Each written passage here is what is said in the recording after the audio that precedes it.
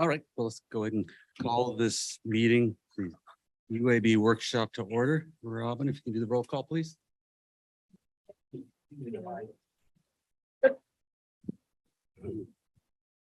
Thank you. Member Lewis is absent. Member Sperlingwood is absent. Member Rockwell. Here. Member Crow. Here. Member Fultz. Here. Member Morse. Here. Member Cubby. Mr. Cubby is absent. Member Paul. And Chair Jacobson. Here. All right. All right, thank you. Now for the adoption of the agenda. We'll entertain a motion related to that. I move we adopt the agenda. Motion is second. Any discussion? Sorry? A second. Oh, okay. All those in favor, signify by saying aye. Aye. Okay. Opposed, nay. Unanimously. So this is a workshop, it's a little more, or a little less formal. So I guess we just jump right into our discussion items. So the first item is the GRU quarterly update for the third quarter. We had the choice when I talked with Tony earlier about whether to talk about AMI. I asked him to go ahead and cover all the pieces of it, but feel free to speak up if you'd like more detail or more brevity on any of these items. So Mr. Chair, I'll just kick off. So what we started with the city commission in June was to give a quarterly update on various topics GRU topics to the city commission.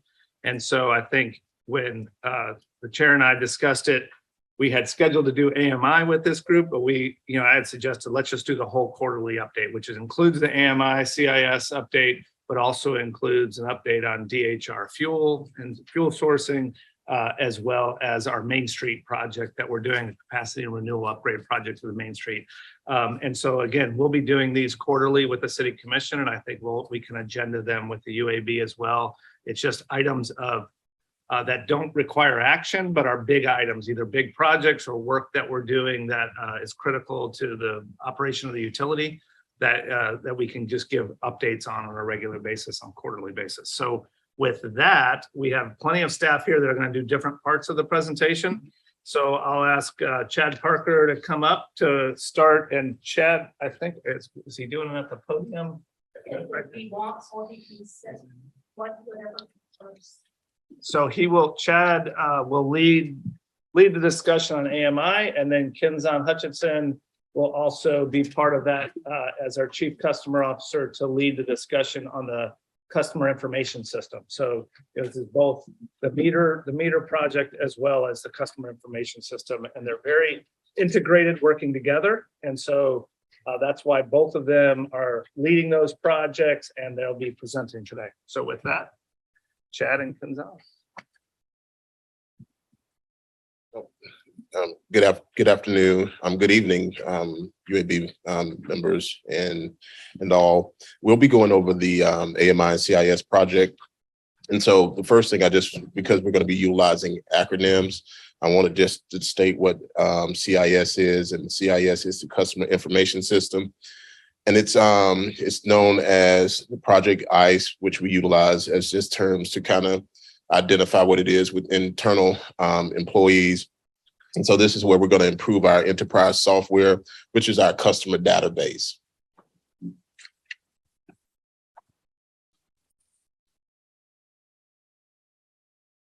Okay, so same for AMI. So AMI stands for Advanced Metering Infrastructure, and sometimes referred to as smart meters. AMI is the best practice in the utility industry. And through two-way communication, the AMI system tracks near real-time usage of electric, water, and gas consumption and monitors the health of utility infrastructure while providing better services to our customers. So why is AMI important? So we broke it down to 4 key elements. The first being operational efficiencies, gaining those, customer benefits, environmental improvements, and customer engagement. So we'll break down operational efficiency. So we'll see efficient and accurate meter reading. So some of you may know, it's a really high turnover rate right now in the meter reader area. So just keeping folks in those trucks and rolling out there and walking those routes and getting meter reads, it's difficult these days. So this will help with that. It'll eliminate a lot of truck roll. So every time a customer moves in or out, we're going out to read that meter. All those truck rolls will be eliminated. We'll pull those reads remotely. We'll have remote disconnect and reconnect functionality for electric meters. So that's going to save truck rolls there too. It's going to improve safety. So we do see, significant number of dog bites over the years and things like that. So we'd eliminate a lot of those things. We'll have faster response to customer outages and improve outage restoration. So right now we're relying on a customer to call in and say, hey, my power's out. We'll be able to see all of that outage notifications now. The system's designed to send the notifications, and then we'll be able to pinpoint where those outages are so we can send a crew right to that location. So we're not trying to track down an outage. Next slide. Just a few customer benefits that we will receive by having AMI and CIS connect integrated together. Of course, we would have improved, like Chad mentioned, improved outage restoration times because we can identify, it's easy for us to get to the customers at that point.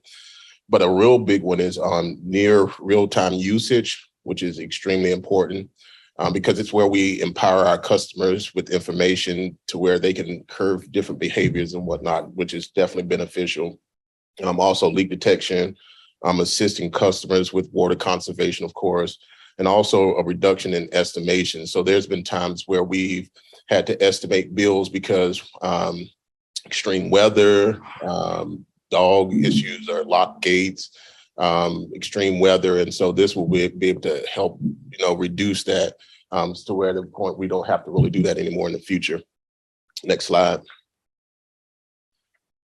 Also, from a customer engagement point, definitely have a mobile engagement to where customers can utilize the information. It'll be at the on their cell phone devices, not from an app, but it's mobile friendly to where it adjusts to the different item that the customer is utilizing. Also, to be able to notify customers of any issues for leaks in homes, high usage, whatever settings that they want to state to make sure that they can be empowered to utilize to help customers with their utility assist usage. And also reduction in call times. So the more information customers have at their fingertips, the less they really have to call, which would reduce the call volume as well. But also it will help us with first call resolutions because we'll be able to look at the information that the customer have and we'll be able to walk them through what they see as well as what we see. Next slide. From an environmental standpoint, we'll be able to reduce carbon footprint, of course, reduce fuel consumptions because we're not rolling trucks, and also reduce emissions out there as well. Next slide. All right, so how does AMI work? So each day, meter information is sent electronically to 51 collectors located around our service territory. These collectors route the data to the AMI head-end system and the meter data management system. So that data all comes in there, it gets processed, it gets validated, estimated, whatever. It's looking at that data, it's cleaning it, basically making sure that there's no errors in it. Once that's done, it'll send all that information to the CIS system and billing system to prepare bills. And then customers can access and monitor their consumption via a self-service web portal, empowering them to make informed decisions about budget and conservation. So how did we get here? So more than 75% of US homes are equipped with AMI now. Commission approved $46.8 million for AMI implementation and $32.5 million for operations and maintenance. Over 20 years, it's a 20-year contract with Itron. It's hosted in the cloud. They provide the meters and endpoints and the communication network. GRU also hired temporary labor to mass install meters, and the project kicked off August 2021. As it relates to the CIS project just the same, it kicked off. We had a CIS system in place in 2007, hadn't had any upgrades since then. And so it's a really good opportunity for us to really upgrade our system to where it's hosted in the cloud. And also it would help us from security patches and updates that we would have in the future. And so City Commission, they approved $30 million for us to upgrade our system. It's a 10-year contract with Vertex One. As I mentioned, it's hosted in the cloud, which helps with continuity and also making sure that we have the latest version. Project kicked off in March 2021, and we're looking for a successful go live in February 2023.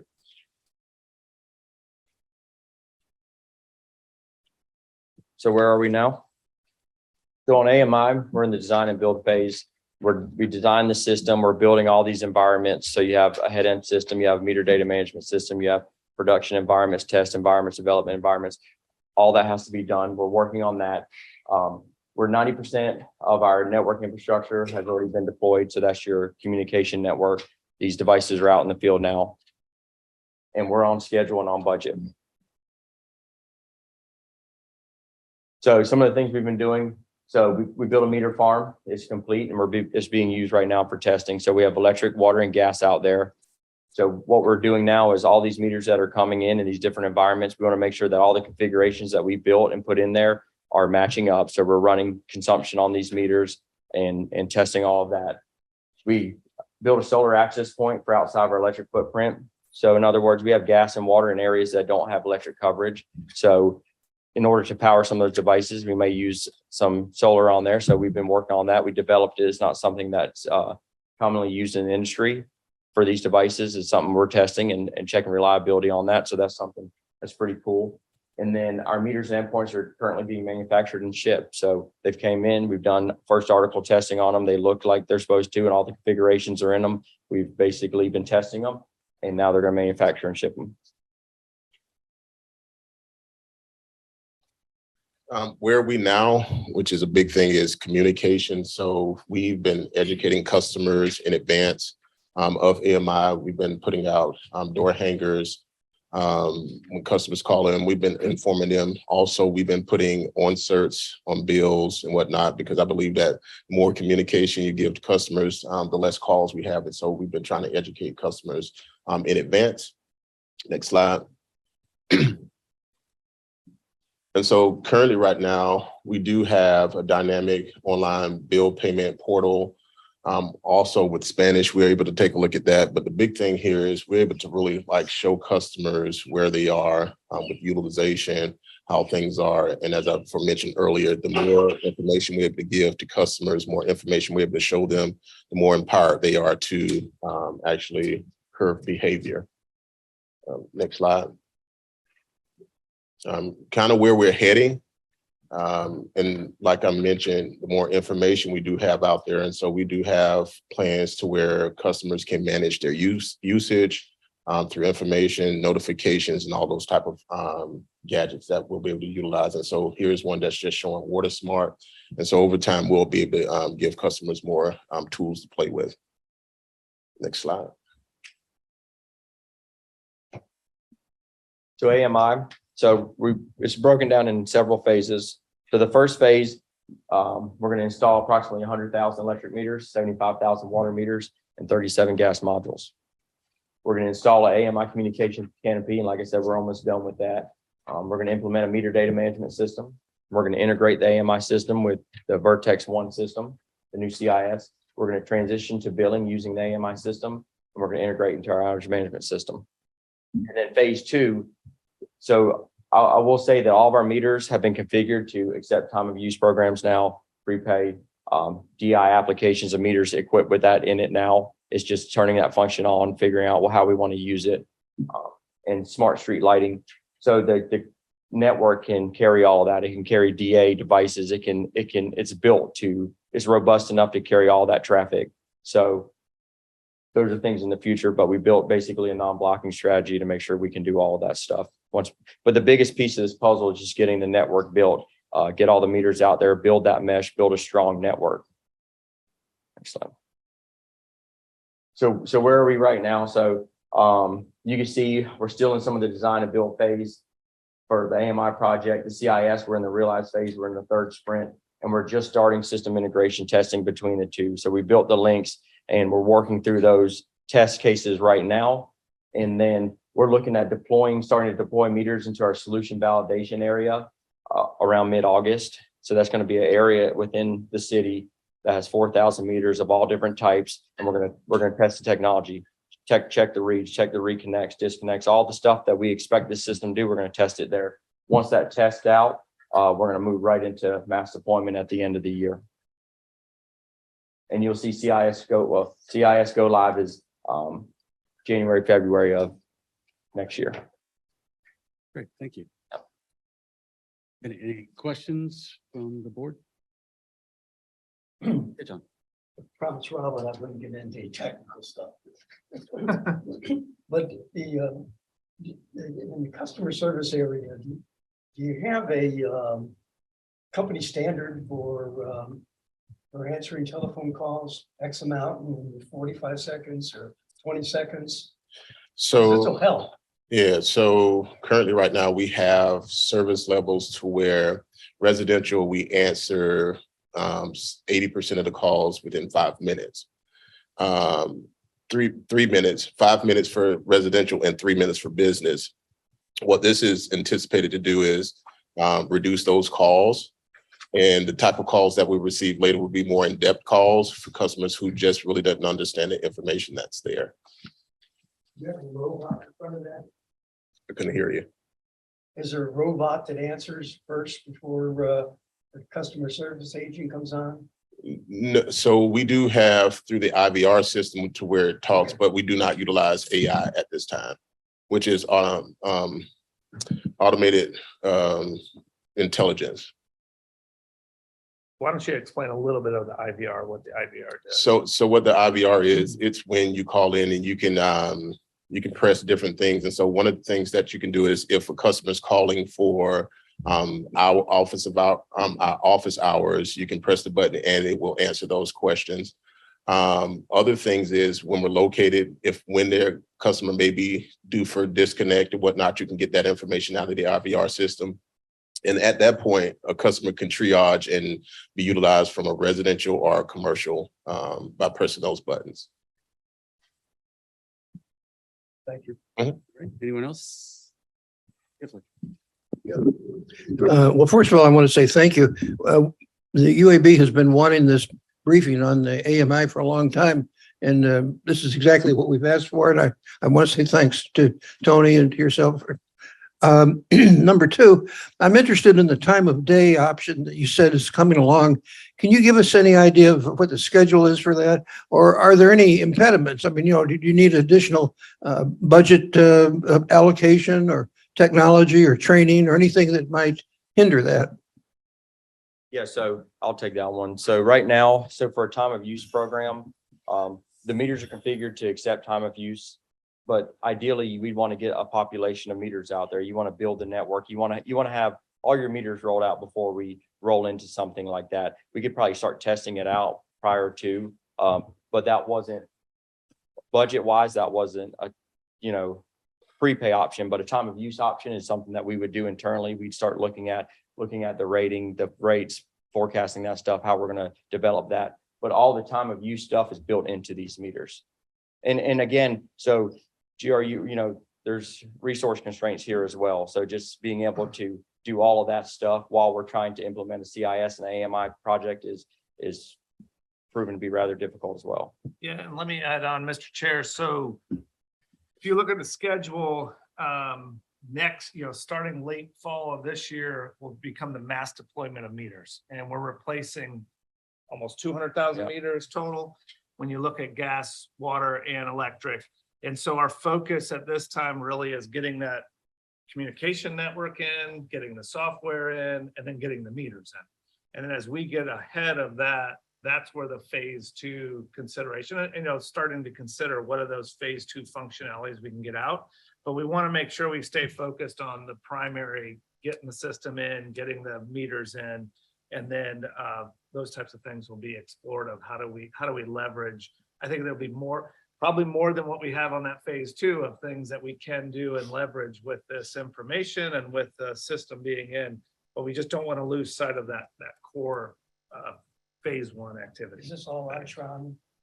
It is. Itron meters and Itron software at the front end? It is.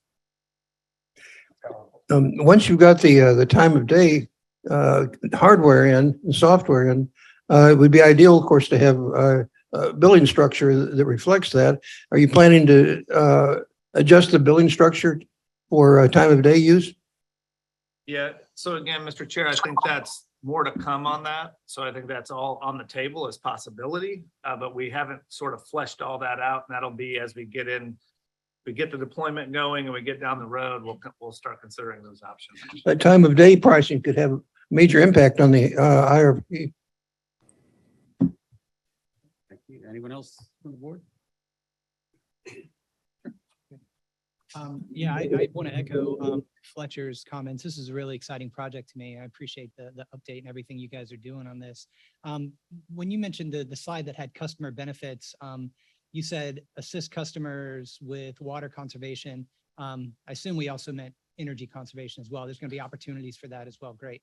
And then I'm just curious how seamless of a process you foresee this being for customers. So I'm wondering, like, for your like older customer that's not tech savvy, that just pays their paper bill every month, you know, whatever, is there going to be anything that they need to do differently? Or is it basically, are we just talking about sort of increased functionality for people that want to make use of that? Mr. Chair, I would say both. Definitely that, but customers who may have trouble with adapting to the new technology, we're patient. We'll still have things that's in place to where if a customer call, we can walk them through the bills just like normal. But for the tech savvy individuals, customers, we're definitely going to be pushing that information out there for them to pick up and run with those things. So a little bit of both. So just like, I mean, thinking from the perspective of like, because I do tune-ups for these kinds of folks all the time, somebody that's in their like 70s, gets their paper bill every month and they pay their bill, you know, whatever, like for that person, what are they going to need to do different? What is going to change for them beyond like their current situation? So I guess, Mr. Chair, it goes back to, we're going to continue to do some of the same things that we offer those customers now. I guess the biggest thing is just constantly educating them, even through energy surveys. And I know you do those, but just energy surveys, if a customer call, going out and working with them to kind of help them with this, because I don't think so customers who may not have the technical background to be able to utilize this software, I don't think it's much that they may desire to do differently, but still having the same resource that we have available, I think is going to be beneficial for them. And I'll also just add, Mr. Chair, like, so we will be able to maybe have some, I don't know, alerts or something, I can't remember the right terms, but alerts or something to where it alerts a customer service rep that this customer is using significantly more power than they were using before. So we could also do things that are proactive with customers. So even if they're not receiving that, we could set up, and again, these are all things, we're looking at best industry practices and how best to do this, but we get an alert that makes us call a customer or email or an automated email goes to a customer and says, you use 20% more power than you did last year at this time, or, you know, something like that. So I think there are some of those things that are going to be push things as well as pull things for customers. Or water leaks. Correct. Yep, you can do. I have was different involved alerts. in several meetings of talking about what's the alert level to where then that pushes something out to somebody that says you probably have a water leak. You know, so there's ways to set up, collect the data, analyze the data, and automate when and where to do that. So all of those things are things that the team is exploring of what will be all those levels and then how we'll implement it when it goes live. Thank you. And I think the water leak, and I use that with people when they ask about AMI a lot, because people get that. All of a sudden, something breaks. We're so sandy, you could lose a tremendous amount of water without knowing it until that bill shows up. Yep. And you're so sorry that you use that water. And so this is a fantastic, I'm very excited about the possibility. I deal with customers calling who have questions, and I can't tell you any customer I've ever put in a system like this for who hasn't learned something. It's tremendous what it can do. In there, you talked about the distributed intelligence applications. What can you tell me what that means? So basically, there's a lot of applications for distributed intelligence, and looking at these new meters, there's some that are kind of, you know, basic smart meters that have that functionality. And then you have some like the ones we purchased that are capable of, Itron builds different apps for, EV charging, things like that, different applications and all that stuff would run through your meter. And these meters are capable of handling that. They have expanded memory in them. It's basically a cell phone in that meter, you know. But and that kind of got to one thing I was gonna, we're interested in EV and demand size management. So it sounds like you've built in at least the infrastructure necessary in the future to say, okay, GRU would like to turn on your EV charger right now. 'Cause we got power, we don't know what to do with. So you. Oh, you yeah, guys are that's all built into the meters. Fantastic. It's capable of doing that. It's just, once we get it all rolled out, then we'll start looking at it like that. Different types of apps that we want to move forward with. So on the timeline, I saw the start of the mass rollout. When do you think that's gonna end? So, I will tell you, a lot of it's dependent right now on available hires, workforces. And then also the supply chain, it's rough right now, but I know how hard it is to buy a meter right now. It's yeah, tough. so we've been fortunate enough to not really see a huge impact, but you know, I can see it coming down the road a little bit, so. Do we should, and I won't hold it to you. I'm sure someone else might, but I see how conveniently it's a bar that just kind of goes off the screen. Yeah. What's your guess? So we were looking at 2 years is what we initially looked at. Maybe a little longer for like water, just so you guys know, water's in the ground. We gotta go out there, we gotta dig them up. That's a process. And making sure that we have enough folks to do that. But so, I mean, we're hopeful that we'll get enough resources in here. Supply chain will still keep rolling in and we'll get these meters deployed in a few years. And I'll add, let me just kind of add to that. You know, I think it's the whole 80-20 or 90-10 or 95-5 rule. I mean, we're gonna get, in those 2 years, we'll get most of them. I think there are gonna be problem meters, there are gonna be places that are challenged. That doesn't keep from us using the system with the meters that are in. I think that's important. So there might be meters it takes years and years and years before we actually get to, and we get it. But we're gonna get most of the system in and it'll be functioning and we'll be able to use the system within a couple of years, and then some of the other ones might be down the road. And go ahead. So the way we're gonna deploy it is based on routes, so meter reading routes. So as we deploy these, we won't have to go back out and read those routes, and we'll know which ones we can remotely turn on and off, which ones we can read. So we'll start seeing benefits, the first route that we complete out there. Okay. One more question on it, and then Tim had a question. This one I get. I'm a huge believer in it. People say, well, okay, with all the cost of electricity, all these things going up, why are we spending millions of dollars on these programs right now? So I'll just give you a real quick story. So we get calls all the time, customer calls, and a lot of it comes down to customers use energy, but they don't really know what they're consuming. They don't know, and they wait till the end of the month to see a bill. And I'll get calls and they're really large bills. And one of the big things for me is these customers now could log in and they could monitor their usage. They'll be able to see what they're using and they'll know halfway through the month, okay, well, I really need to cut this back so I don't have a bill I won't be able to pay at the end of the month. I see that all the time. I think that'll be a huge benefit to customers. It empowers the customer. Yes. Yeah. I mean, not to put words in your mouth, I believe from what I've seen, my experience, it'll be a net saving to the customer to have that ability. So, Mr. Chair, I'll just add two answers to the question. So one answer is, this 21st century utility has AMI, right? 75% of utility customers across the country have AMI. And so we're kind of catching up a little bit with regards to that. And the second piece is the number one person that can really help an individual reduce their bill is themselves with behavior. This provides additional information for someone to be able to change behavior and save money. And so for that individual, this is a tool, data, and information that can help them do that. So.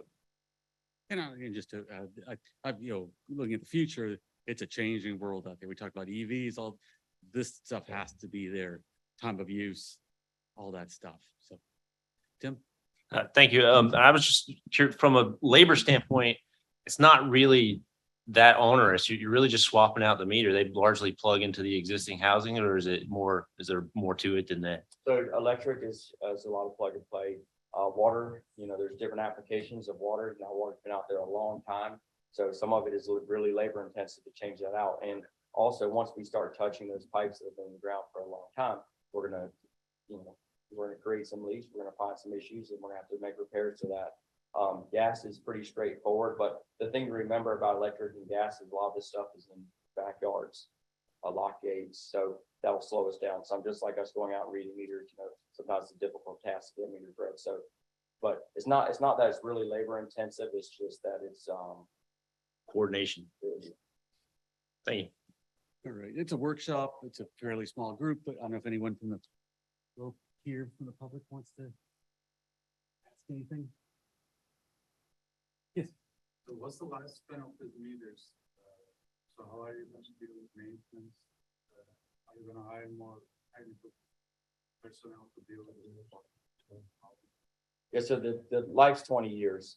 And even the modules, the battery powered devices have a 20-year lifespan. That's all contingent on how much you pull reads on it, but they're looking at pulling, your regular interval data once a day, pulling that information from it.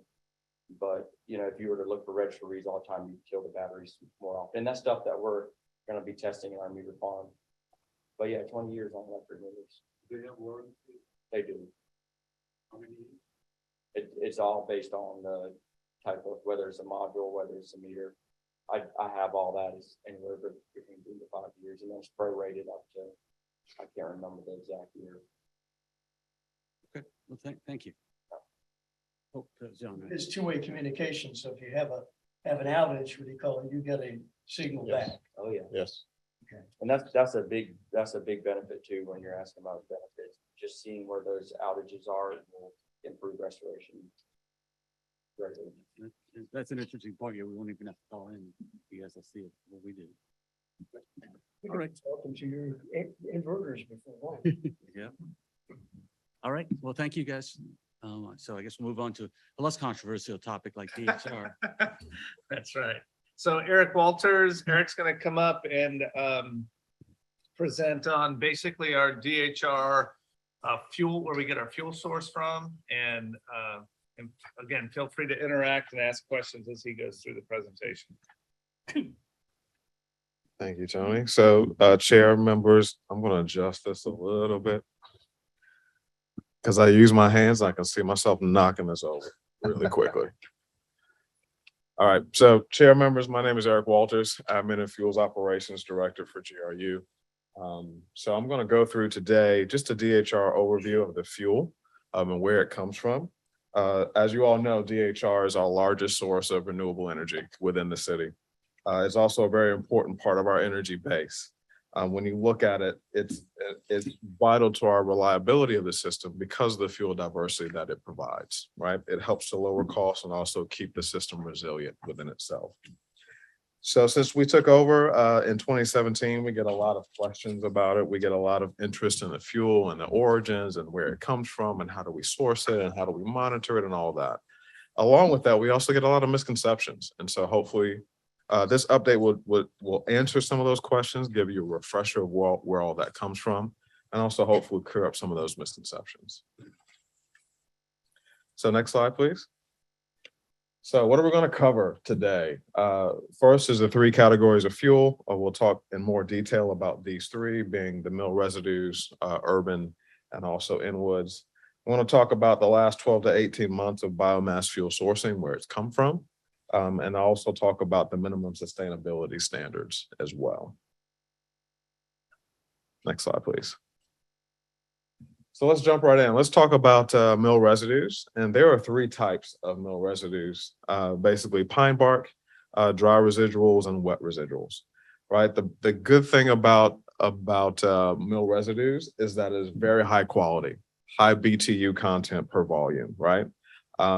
There's large quantities produced, but there's also a lot of buyers, and your supply and demand curves tells you, well, when there's a lot of buyers, it's also more expensive, right? So you get high quality, you get a lot of volume, but it's also very expensive. So when you look at those aspects, it's also not very responsive to surge demand. All right. When you talk about surge, you're talking about expected and unexpected. So expected would be seasonal changes. A heat wave comes through like we've had the past, 10 days or so, and you have elevated loads on a short period of time. Unexpected could also be a loss of a supplier, another fuel supplier, or a forced outage of another plant where now it has to ramp up in the short term to cover that loss, either for a few days or up to a week. And now you've got to bring in more fuel to not deplete your resources. So when we talk about surging, mill residues is great, high energy content, but it doesn't surge very well. And it's also very expensive. So historically, that's been about 5% of our fuel source. Next slide, please. Next, let's talk about urban. So our urban supply is the most variable category, right? And when you look at these attributes, you see ash that range from 1 to 8%. But what does that mean, really? So when you think about yard debris and things that come along with urban wood waste in this supply chain, when someone puts a tree limb by the road, it could have fallen yesterday or it could have fallen 3 weeks ago. That wood looks very different. It behaves very differently when you handle it, right? So when you go to burn it, it also behaves very differently as you burn it. So those same characteristics that change also affect your combustion. So we absolutely have very little control over the condition of all that wood when it gets to this aggregator to be processed. So that's where you see all the variation between the moisture, between the ash. The way that it's handled is it's basically brought in by an aggregator, it's sorted and processed, and it's ground. So it's very fibrous. It looks like strings almost when you pull it apart in some cases. So it makes handling more difficult and it makes combustion more difficult because of that. So with that, it's also prone to have some foreign materials in it. It could have plastic, it could have metals in it. We try to sift all that out. The aggregator tries to pull all that out and sort it, but you don't get 100% of it, right? And also those variations lead to handling problems and combustion concerns, right? For the very same reasons. Because you don't know what you're getting, you're grinding it and you're putting it together, but it's such a various quality of material in there. The range is very high. It's also very irregular. So some of that is, again, if it's a storm and you have a lot of down limbs and trees, well, that available volume could be very high in a dry season or you know, depending on the time of the year, that volume could be very low. So irregular quantities. And it has a limited response in surge demand, a little more than the mill residues, but still very limited. Historically, this fuel source has been about between 10 to 25% of our fuel. Next slide, please. So let's get to the bread and butter of what we really take care or take in, and that's the inwoods. And it's the foundation of our fuel supply. It's mostly hardwood, and a large volume comes from what we call site prep cuts, right? We've all driven down the road and seen pine trees planted in rows upon rows, straight lines. They don't grow that way naturally, obviously. They're being planted and groomed for future harvesting. The value is in the pine, right? So with that, when they clear out all the pine, you obviously have some things that are left over that are not pine. They could be hardwoods or various types of wood. What would happen or could happen is those, harvesters would clear that land, continue to prep it for replanting, and those things would sit and they would either burn it on site or they would just pile it up and let it rot. That's what we're after, is going through and getting those things that normally would have no value in the pulp and paper industry or what have you. We're saying, hey, bring it to us. Let's reuse it. Let's prep it. Let's process it. And let's make some energy out of it. And that's where the largest majority of our fuel sources come from. It is processed at the site by a chipper. And so you can think of, instead of fibrous material, you think of chips that are in your hand. It's a lot easier to handle. It burns a lot better as well. So your consistency in handling and your combustion are all pros for that, this type of fuel source. It's the most consistent quality, the largest volume, and most reliable when you go to scale up. When you go to surge, this is where most of your capacity comes from, right? So historically, it's been between 60 and 90% of our fuel source. And this comes back to one of those misconceptions that I talked about earlier. People have a misconception that GRU is causing forests to be, leveled and clear cut for the biomass. Absolutely not the case. We're not causing any of that to happen. Now, if a developer is clearing land to put a building there, sure, we'll take advantage of the things that have been cleared out and use it for energy, but we're not going to cause that to happen. Part of that is part of the minimum sustainability standards, which we'll get to here in just a second. So let's talk about the sourcing over the past year or so. About 12 to 18 months. These are actual percentages of what we've burned. So the in-woods portion has been roughly 75% of the fuel supply. The urban wood portion has been about 22%, and the mill residues has been roughly 3%. So our woodshed or where the wood comes from is basically a 75-mile radius around the plant. So North Central Florida, take DHR, draw out a line out 75 miles and sweep it around. That's kind of our woodshed where most of our supply comes from. When you dial it down, most of it, the overwhelming majority, comes from within about 55 miles. Okay.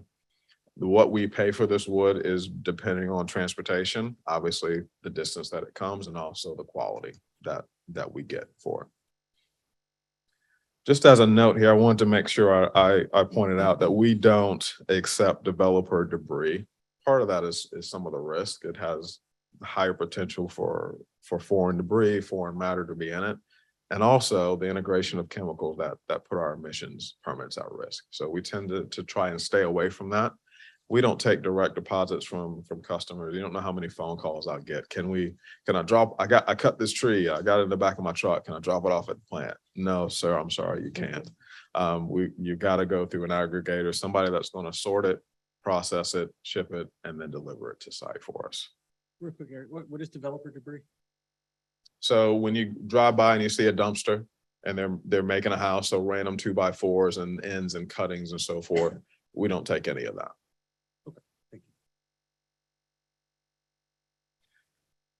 So let's talk about the minimum sustainability standards. Another question I get often is, well, how do you know what you're doing? And how do you know what you're getting? So part of that question, when the original contract was made and before the plant was built, the minimum sustainability standards were developed. And the purpose is basically to ensure that suppliers abide by responsible biomass harvesting standards, right?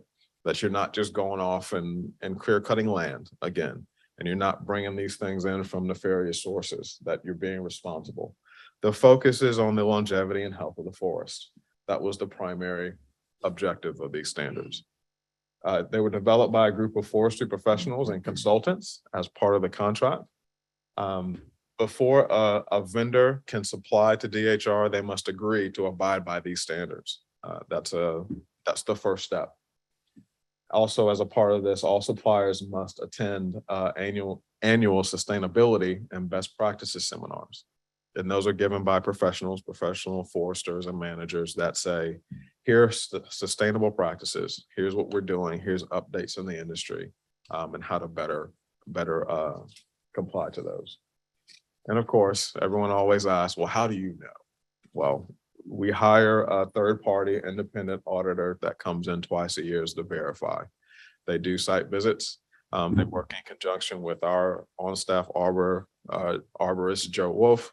They go out to the sites, they visit, they check chain of custody, they do all those things to verify that these suppliers are actually meeting these standards.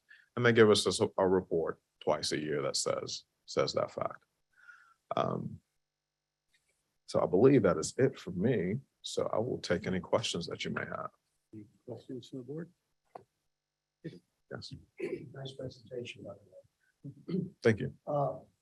In terms of megawatt hours, particularly totally generated by GRU, what percentage comes out of this facility? Great question. So when you do the math, you're probably looking at a quarter or so, maybe a little less, 20%. What we produce every year is probably about 1.6 million megawatt hours. All right. And then we produce from this facility historically anywhere from 350,000 to 500,000 megawatt hours a year. So quick math, depending on the year, will get you in that range. Do you have a feel for what the cost per megawatt hour is? It's a great question. I went to the pump yesterday and it hurt when I filled up my car. It really hurt. And everyone else is feeling that pain of fuel sources going up. And you guys have heard about fuel levelization and fuel funds and you know, that balance and the fuel adjustment having to adjust. Well, our fuel costs have gone up considerably as a result of that. The one good thing about biomass is that it is very consistent. Since we took over the plan in 2017, the price has been almost rock steady. Now it's starting to go up because diesel price, truck driving, availability, all those things are going up. But right now, DHR is the cheapest unit that we have by far. The next closest unit is roughly twice the price. So the biomass is the cheapest megawatts we have right now. And it's around 30. It's around $35 to $37. Thanks. Okay. So I'm wondering if you could talk a little bit about the longevity of the three fuel streams that you mentioned. I'm wondering what sort of opportunities there are, if any, to kind of widen the potential fuel inputs, and if there's any need to be thinking about any sort of a like resource protection plan longer term to help assure that we have these fuel supplies going into the future. Great question. So I'm not an arborist and I am not a forester, right? But I know enough to be dangerous. I know during the start of this plan and the origination of the contract, there were a number of studies done by multiple contractors or consultants. The longevity basically said, yes, they could support a 100-megawatt biomass plant for the next, 20 to 30 years within that 75-mile radius, right? And that we're considering the inwoods for that, right? And so more detailed answers, I would have to depend on Joe Wolf or go to the forestry experts to say, do we need to do something now? Has that changed? And what are the long-term impacts? Every indication that I get is that that's still valid, that there's no concern about long-term fuel supply, but they will be able to talk more in detail about that. Can I just piggyback on the back of that question? Are there any regulations governing how many biomass facilities can be in proximity to each other, drawing from the same fuel source that would create Sure. competition for the fuel? Sure. So chair members, there are no regulations per se that said you can't source, within this woodshed, right? There are things that they look at as far as sourcing and financing for those. That was one of the main concerns about the original financing of the plan, is how much fuel was there. If you start to put another 2 or 3 biomass plants within the same woodshed, well, now you're going to have concerns about whether you can supply that long term. And the short answer is we would have to look at that, look at the study and forecast what that would do to the fuel, get an idea of whether that fuel was available and what we'd have to pay for it, right? So there, you can't put multiples without looking at that available fuel source. For the fuel that we have, or for the plant that we have, long-term view, there's no concern that I know of about fuel source. If we start to add a second or a third, that would obviously be something that we'd have to look at more closely. What about, say, another electric company in a close by region? We wouldn't have any control over that per se, but it will be the same kind of thing as far as looking at the wood supply. There's no, I guess you have the PSC that says service territory and all that. To my knowledge, there's nothing that exists that would prohibit someone from doing that, right? But I would hope that they would want to look at the long-term supply as well and realize we're pulling from the same source. Thanks, Jason. Sure. And I just had one more question. I'm glad that you addressed kind of upfront this sort of community misconceptions, because I've definitely heard that from people in the community, and you see it on social media and whatnot, that the biomass plant is driving some of the, cutting and things that we see in the community. So I'm wondering, to go back to the, independent third party compliance that you talked about, what sort of information reporting is actually like readily available to the public? Let's say I'm talking to somebody in the community and I'm telling them this and they're really skeptical. They don't believe what I say. They don't believe what GRU says. What can I point them to where they can actually like see this evidence for themselves? I am not sure if these reports are, I'm sorry, chair members, I'm not sure if these reports are on the website, but it is something that is available by public record request, and we can make those available. We get a summary report every 6 months or so of what they did. And it doesn't go into every detail of, hey, here are all the sites and here's who we talked to. But it does say we visited so many sites, we verified these things while we were there, and here's your justification that we are satisfied as a third party that you are meeting these standards. And so that could be So that- available to somebody from a public records. request. Yeah. Okay, thank you. That's readily available.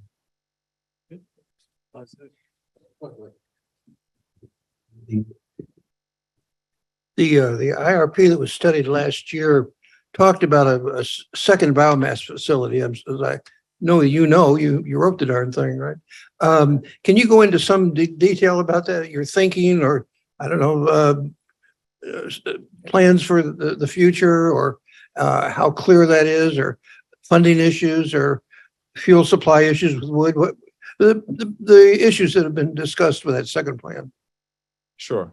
So Chair Commissioners, let me do a broad scope and then I'll dive in a little deeper. So you're right. We're in the process. That last IRP did recommend a second biomass plant, and it was trying to reach a net zero sum as far as the goals for the city of Gainesville and GRU. Some of the things that we looked at for that plant is we looked at briefly talking to local foresters and experts. What is the woodshed and the wood supply? We feel that there's a possibility that we could source a second one, but the price would go higher because I believe that radius would expand from 75 miles out to something longer. So now you're paying more for transportation and depending on where you're pulling from, right, those prices are going to go up. So that was a factor in that original IRP and that study. When you look at the current IRP that we're embarking on right now, I believe you can't be remiss and leave out the fact that DHR went commercial in December of 2013.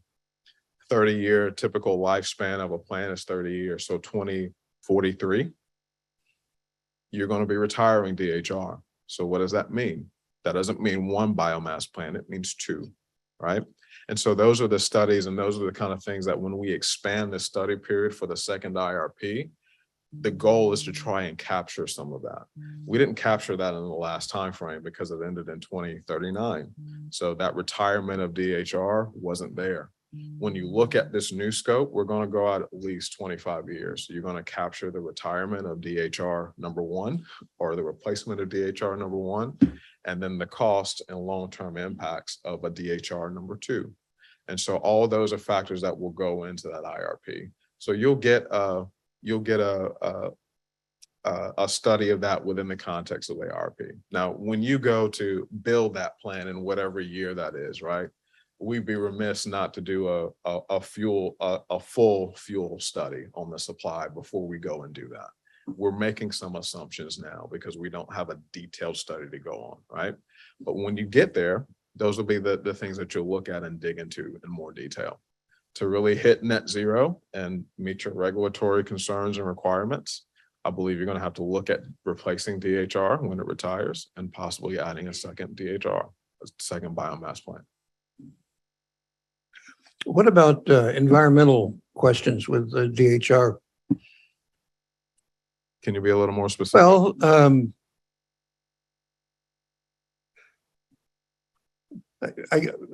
from other reports we've gotten in the past, it showed that everything's within EPA limits and that sort of thing. Is that all cool, or are there any issues that we need to be aware of? There are no issues to my knowledge. We do continuous emissions monitoring on DHR like we do our other facilities. That facility is routed every year to verify the accuracy of those documents. I mean, not the documents, but the instruments. So I don't know of any environmental concerns, overages, emissions, or anything of the sort. I have a couple questions. So I heard you say that the next year's cost of power production is over double, basically double DHR. So running quick numbers, that means that the fuel adjustment increases we've seen recently would have been 10 to 20% higher if we didn't have the biomass plant. They definitely would have been higher. DHR is, we're getting as many megawatt hours as we can out of DHR to help lower the cost. Which I think can't be. Now, I definitely don't want to go back and revisit how things happen with DHR, how we got here, but Wash your mouth out with soap. Sitting down. If you ask me that question, I'm sitting down. I'm done. Don't want to have that discussion, but now that we have it, this diversity has been fantastic. Like Jason, I get that all the time. I can tell you for sure that you say you're pulling for 75 miles. Someone's trucking it for 150 miles, and they're dumping it 75 miles. They're cutting down pine trees. They're all this stuff. Now, what I tell people is, and I'm saying this so you can tell me if I'm right or wrong to say this, forget the monitoring, forget all the regulations. You guys don't pay enough for someone to cut down pine trees or to haul wood 200 miles to get DHR. You guys are just too cheap. Just the Mhm. economics aren't there. Is that a fair assessment? That's a fair assessment. The bulk of the cost that we pay for wood is transportation distance. And if you're asking for double the transportation than the distance warrants, then that's going to be a red flag and that's going to be a no-go. And the other is the quality of the fuel. So if you're asking mill residues, which is very high quality, you're asking those mill residue prices, but you're delivering me, ground or in woods material, then that's going to be a red flag as well. So those things help to balance each other out and making sure that what we're paying makes sense. Otherwise, the supplier is going to lose money, and why would they continue to do that? Yeah, so someone with a stand of pines is not going to cut down pines to bring it to you guys. 'Cause they Right. Sell it somewhere for a whole lot more. For a money. whole lot more money. Okay, thank you. It is hard to visualize the 55, enough wood coming from a 55-mile radius. Maybe a map that you can show people would be beneficial. Anyway. I have to run the numbers real quick. 55 miles times IR squared. That's a lot of- Yeah, it is, but it's still, I hear what you're saying, though. It is hard to kind of picture. that's because a lot of wood. Yeah. But And anyway. the other thing, just to get on my soapbox just for a second, that people don't appreciate, I think a lot of times about DHR is that as much as I shouldn't speak for others, as much as I love solar, it's a variable thing. If we want to meet FERC and NERC requirements, this is something we have that allows us to get base load, to have any chance without spending an enormous amount on batteries at today's dollars. So it's a huge, if you look at other utilities in the state, our renewable content is over 30%, most less than 1. So this is a big deal. And I don't know if people appreciate that enough. One final one, it's the net zero question of DHR. Now, obviously, as an engineer, I can tell you it's not net zero. There is cost to getting the wood, to bringing it there, to all the ancillary. Do you have an estimate of? Off the top of my head, I don't. Typically, we roll back as far as the fuel source itself. We roll back on the EPA and the carbon neutral designation that they've given it.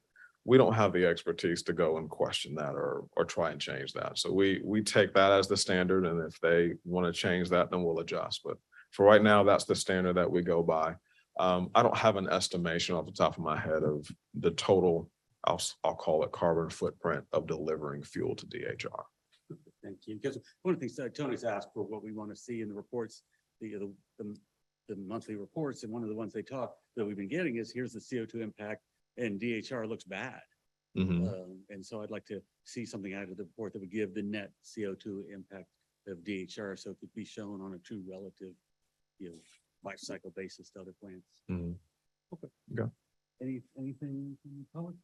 Yes, Chair. I have one question, and that is, I understand how DHR has been contracted in terms of capacity in order to be more efficient and provide just what you need. Could it be re-expanded? Well, we have so Chair, members, we have some limitations on the equipment that's installed. So it's not a cut and paste type of exercise that takes considerable engineering and re-engineering of that facility. So there are typically limits either on generation or steam turbine capacity that limit you on how much you could do. So we are. I'm sorry to interrupt, but just to make sure, I believe what you may be referring to is there was work being done to say, how low can we run this plant? Now, in doing that work, was the top end capacity of the plant reduced? No. So I'm sorry, I misunderstood the question. Well, I thought it had an original capacity of at least twice what it is now. No, the original capacity was somewhere around 100 megawatts. So that I don't know of any plans or any proposals that were any more than that. Did that answer your question? All right, I appreciate your presentation. Thank you. Eric, thanks. All right, Mr. Chair, we have one more with the quarterly update, and Rachel Lockhart, one of our supervising engineers in our water and wastewater department, is going to come up. She is the project manager of the Main Street Water Reclamation Facility Capacity and Renewal Project. And so she is going to give us an update on that. Rachel. I'm happy to hear this is a fun, cool project. So. We like being the fun and cool people in water wastewater. It's our favorite thing. So, member chair of the Utility Advisory Board, we wanted to just come here and tell you more about what we're doing here at Main Street. It's a really exciting project, something that's been in need for many, many years. And so, as Tony mentioned, I'm a supervising engineer in our water and wastewater engineering group. And our group handles the capital improvements to all 3 of our treatment plants and 180 lift stations. So our group handles all of the design and construction of those facilities. So as you can see here, about 2 years ago, we chartered a team to put together this design build effort. And we procured Jacobs as our design builder. So you can see they're up there. So our vision statement is really to collaboratively upgrade Main Street in a design build fashion to be resilient, efficient, and a modern treatment operation. So Main Street is a very old plant. And so we'd really like to bring that up to a current industry standard so that we are doing the most efficient treatment that we can of our wastewater. Some of the bigger highlights about what we're envisioning for our team is really the trust and the collaboration, the buy-in of all of our stakeholders, of our community, trying to make sure that this is the best upgrade that we can make. It's a very significant investment for our city. And so we want to make sure we're doing everything we can to really be respectful of all those pieces. Next slide. So the benefits of the investment. And so the biggest thing that we need at Main Street is the capacity. We are a 7.5 million gallon a day plant currently. We run sometimes, depending on the wet season, dry season, we can run down to 5.5 million gallons a day, which is a great day. Sometimes we run right up against 7.5. So it's really important for us, especially as the growth and the densification happens in our downtown area, that Main Street is expanded, and we'll be looking to expand it to 10 million gallons a day. The aging infrastructure is the story you guys have heard across the country all the time. Most of the equipment in the plant is about 25 years old or more. And we're getting every piece of good out of that, I can tell you that. Our guys work really tirelessly to maintain and operate that equipment really well. We're really proud of it, but there's an end to that. And that's what we're trying to address with the aging infrastructure. And then operation and maintenance, obviously, as your car, as whatever gets older, it becomes a much more expensive operation. And so we're hoping to lower those O&M costs per million gallons to try to just benefit, obviously, our customers and our ratepayers. And then regulatory, I think we all know that that can be a wild card sometimes. And so we want to be prepared to meet those future needs, but while not going overboard, right? We don't want to overstate those, but we also don't want to miss those opportunities. So those are our major benefits of our investment in this plant. So a little bit of history just to give you about Main Street. We've owned this property since the early 1900s, about 1908, I think was the deed that we had for the property. We've been treating wastewater on it since the mid-20s. So you can imagine there's been a few iterations of treatment plants on this site, which makes it very interesting because obviously building treatment plant on treatment plant, you might find some really cool things in there.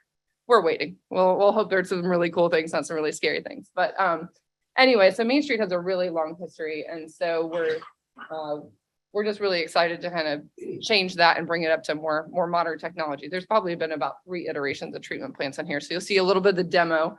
You can see the demolished 1950s retired structures. We had some structures that aren't in use now that we need the real estate. We're obviously a little real estate constrained on this site.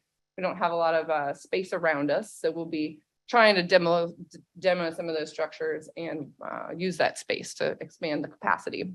This was what we kind of came with to the commission about two years ago in 2019, a little more than 2 years ago. Was demolishing structures, working on the aeration capacity of the plant, replacing the headworks. So this initial screening, everything that comes in from downtown and the gravity gets screened out in the structure. So we needed some upgrades to that. We intended to do some filter replacement and some disinfection upgrades. And that estimated cost was about $50 million at the time. All right, if you'll get next slide, please. So what we've done is we started in what we call the planning phase. So the planning phase is where we just get to start to boil down our vision into what this plant can be and what we would want it to be.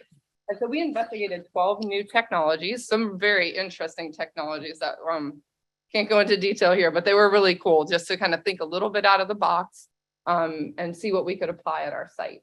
We narrowed them down to 4 viable alternatives. We kind of based them on facility performance, operability, maintainability, constructability, and community, and then cost. And so we came up with what we call affectionately alternative 10. So alternative 10, the highlight of alternative 10 is what we call membrane bioreactor technology. So membrane bioreactor technology is used quite a bit across the state. It's really kind of the newest, I wouldn't say new, for us, it's new. For a lot of people, it's 20 years old technology, but for us, it's really a pretty neat technology that would kind of bring us closer to current. And so as you can see, we would get our headworks, what we call 5-stage treatment, membrane bioreactor, but that came with a really, really big price tag. So as you can see, our price tag was $95 million on that. And that felt like it was way too much to bear when we had only talked about a $50 million project. So if we hit the next slide, please. So we went back and reevaluated and said, what is it that we really need right now to get this plant to meet our goals, right? And so what you'll see over on the right, we called it alternative 4, but alternative 4 essentially just removes that membrane bioreactor piece and says, we'll set that aside and do that in the future. And so that's kind of what we've done. We've kind of broken this into the more palatable piece that will get us to 10 million gallons, get us still advanced nutrient treatment that will help us out with Sweetwater wetlands and our phosphorus limits there, while still setting us up for a higher quality treatment in the future. So as you can see, we landed on alternative 4, a little bit closer to 50 million, but not quite there. So we'll go to the next slide, please. So this is just a layout of the site. It's kind of turned from the first one that you saw. It's about 180 degrees. So you'll see all the teal pieces are actually the pieces of the plant we intend to touch or add to. What you'll see is there's a significant amount of electrical backbone improvement to the plant. We'll get a much better, much more reliable backbone for our electrical pieces of the plant, which obviously drives all of our equipment. And you'll see we have a master pump station. So what that's going to do is there's a lot of surcharging of our gravity system in the downtown area that kind of, it surges back up. And so what we're hoping to do is eliminate that, which will minimize our risk. It won't eliminate it, but it is going to at least reduce our risk of sanitary sewer overflows in that basin. So we're excited to be adding that piece in there. A headworks, odor control. So we'll be doing odor control. Obviously, Main Street has kind of grown up and become a little bit different view than it might have been 20 or 30 years ago. And so we'll continue to do odor control to manage that. We're adding additional treatment volume to treat phosphorus. So that's going to be in addition to our plant. And then we'll do some upgrades in filtration. And then right now we're currently sticking with sodium hypochlorite for our disinfection, but it'll have to be expanded and we'll do some operational improvements to it. But as you can see, we're touching most parts of this plant, which is just pretty exciting. You'll go to the next slide. So in the planning phase, obviously, we kind of get a big picture of where we're going. And so as we move into our design phase, which we've just started, we'll continue to kind of iterate these costs down, work on the value engineering and the concepts that will bring us a little bit closer to the price tag that we want to pay for this. And so as we get, moving farther out, we're about on an 18-month time frame for design. So we hope to come back, obviously, with more updates as Tony gives you guys quarterly updates to let you know how this is going. But we're very excited to be moving to the next phase. If you'll hit next slide. So we're moving into what we call preliminary phase. So essentially it's your planning, your design, and then your construction phases. They have fancy names because we did design build and, that's just the way it works out. But we're working on the preliminary phase. We kicked off in May, so it's pretty exciting. We're taking that big picture vision and that site map and we're drilling down into it. And we're starting to make real decisions that make real impacts and that we can start kind of putting real drawings and lines on paper. So the design, as I said before, is estimated to be about 18 months. We'll be making equipment selections as early as we can. We made mixer selections the other day. And I was like, yes, we need to do these because as you guys know, and our other folks have referenced, there's a significant amount of supply chain issues. And I mean, I've had electrical gear that's been postponed 3 times. It's a very crazy world out there. I think most of you guys are hearing this, but this very much applies to our large equipment. And so we'll want to procure those as absolutely early as possible so that we get the advantage of hopefully not too crazy of a price, which seems to be going up by the week. And then make sure we have them on site for when we start construction. Construction mobilization, we're estimating January of 2024. So that'll get us our 18 months till we're there. And then construction completion, it's going to be about a 4.5-year project. And the complication of that, as many of you guys know, wastewater rolls downhill and it does not stop. So we are having to do, as Tony has put it before, working on the car as you're rolling down the road, right? So we always have to consider sequencing and how we're going to keep that wastewater managed and appropriately treated as we do construction. So that's a big thing when you come to a major capacity expansion. Next slide. So our path forward is really just to continue with this design, continue to work really hard at value engineering and cost control and taking advantage of what we can as far as savings in the market that we're in.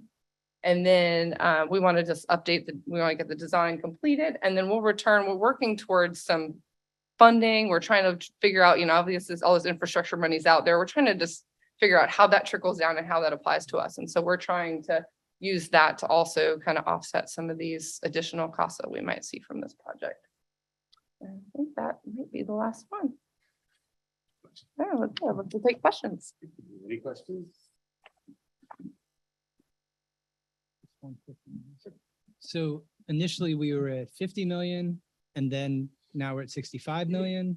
And then sort of where that's going to end up, higher than 65 or closer between 65 and 50. I think we anticipate to try to bring it in somewhere between 50 and 65.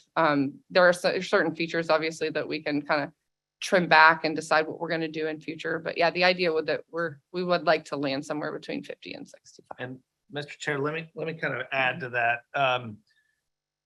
When we say we were at 50, we don't even know what upgrades we need at the plant necessarily until you start getting into the planning of it and then the preliminary phase.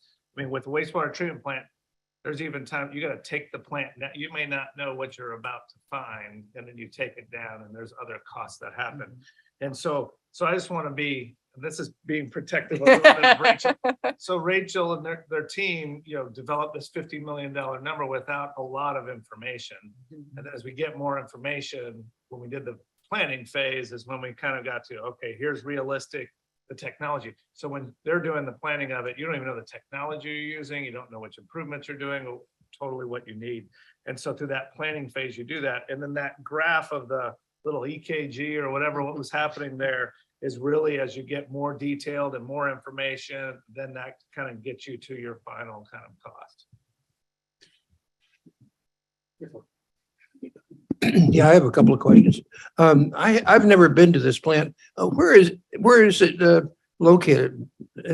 So the plant is actually pretty much directly south of here. And so it is 200 Southeast 16th Avenue. It's essentially just east of the intersection of South Main Street and Southeast 16th Avenue.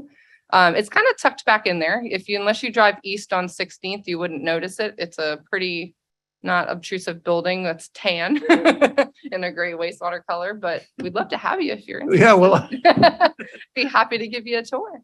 The tours are being scheduled. I was gonna say, I'm sure Robin's got that covered. what else can you do on a Saturday morning other than go check the sewage, that? I agree. Sounds exciting for some of us, for sure. But on a more serious note, I would have thought in your presentation, you would have started with some numbers that would say why all this is necessary and what is the benefit once it's in place with in terms of, I don't know, 1 million gallons per day or whatever the metrics are. So can you give us some metrics on this thing, the before and after metrics? Sure. Excuse me. So the plant currently treats 7.5 or is capable of treating 7.5 million gallons a day. At peak hour, we can treat up to 18.5 million gallons. So that's what happens, when we get a storm, something like that gets pumped in. So we can treat up to about 18.5 million gallons. This upgrade would then expand us to 10 million gallons, and then we would be able to treat up to 24 million gallons on a peak hour basis currently. So that's the big capacity, the numbers expansion. It'll also take all of our equipment, and I don't know that we have a quantification of a benefit from an O&M standpoint yet as we work through our equipment selections.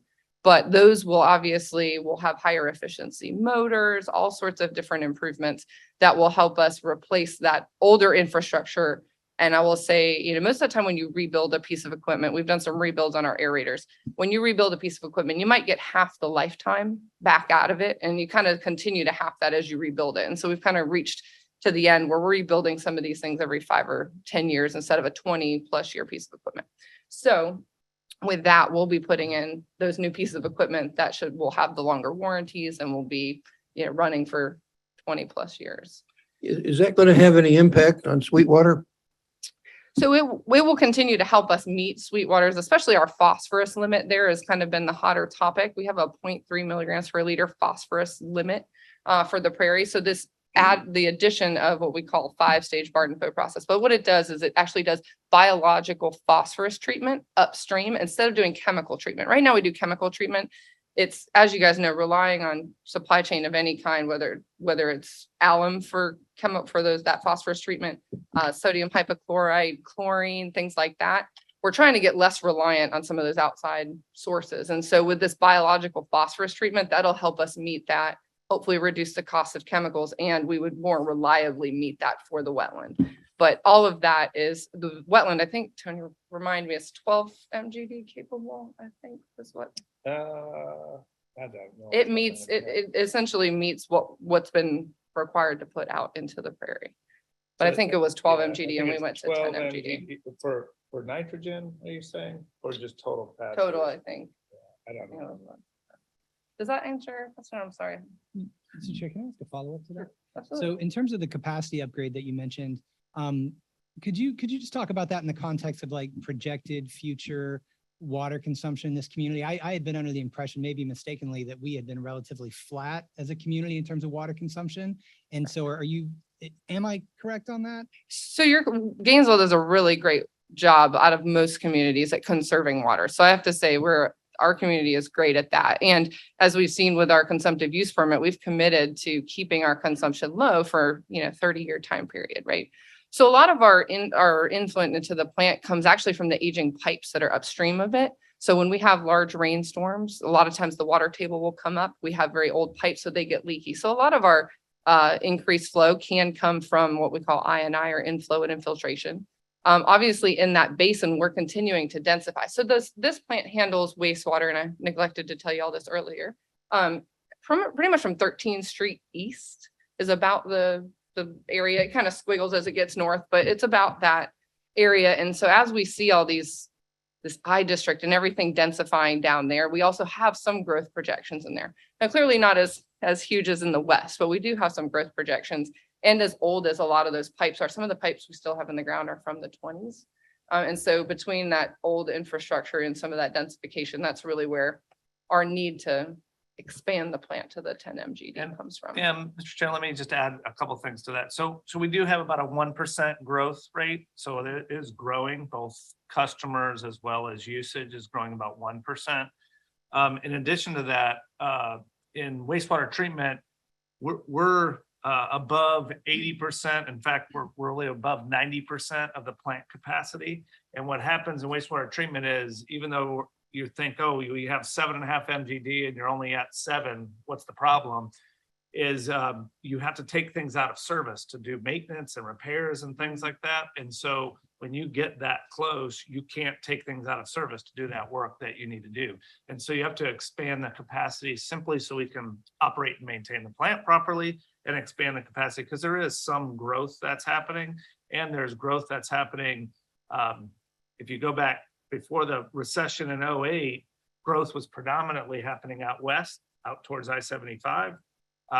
Used to be 75–80% of our growth was there. Now it's more 50-50 between the two plants. And so we're seeing a lot more growth and more density, as Rachel mentioned, that's happening in the city limits. So there is some growth. It's not completely flat that we're seeing. And then in addition to that, you have some of the changes in weather and with extreme events. Storm systems aren't designed to handle the intensity of storms.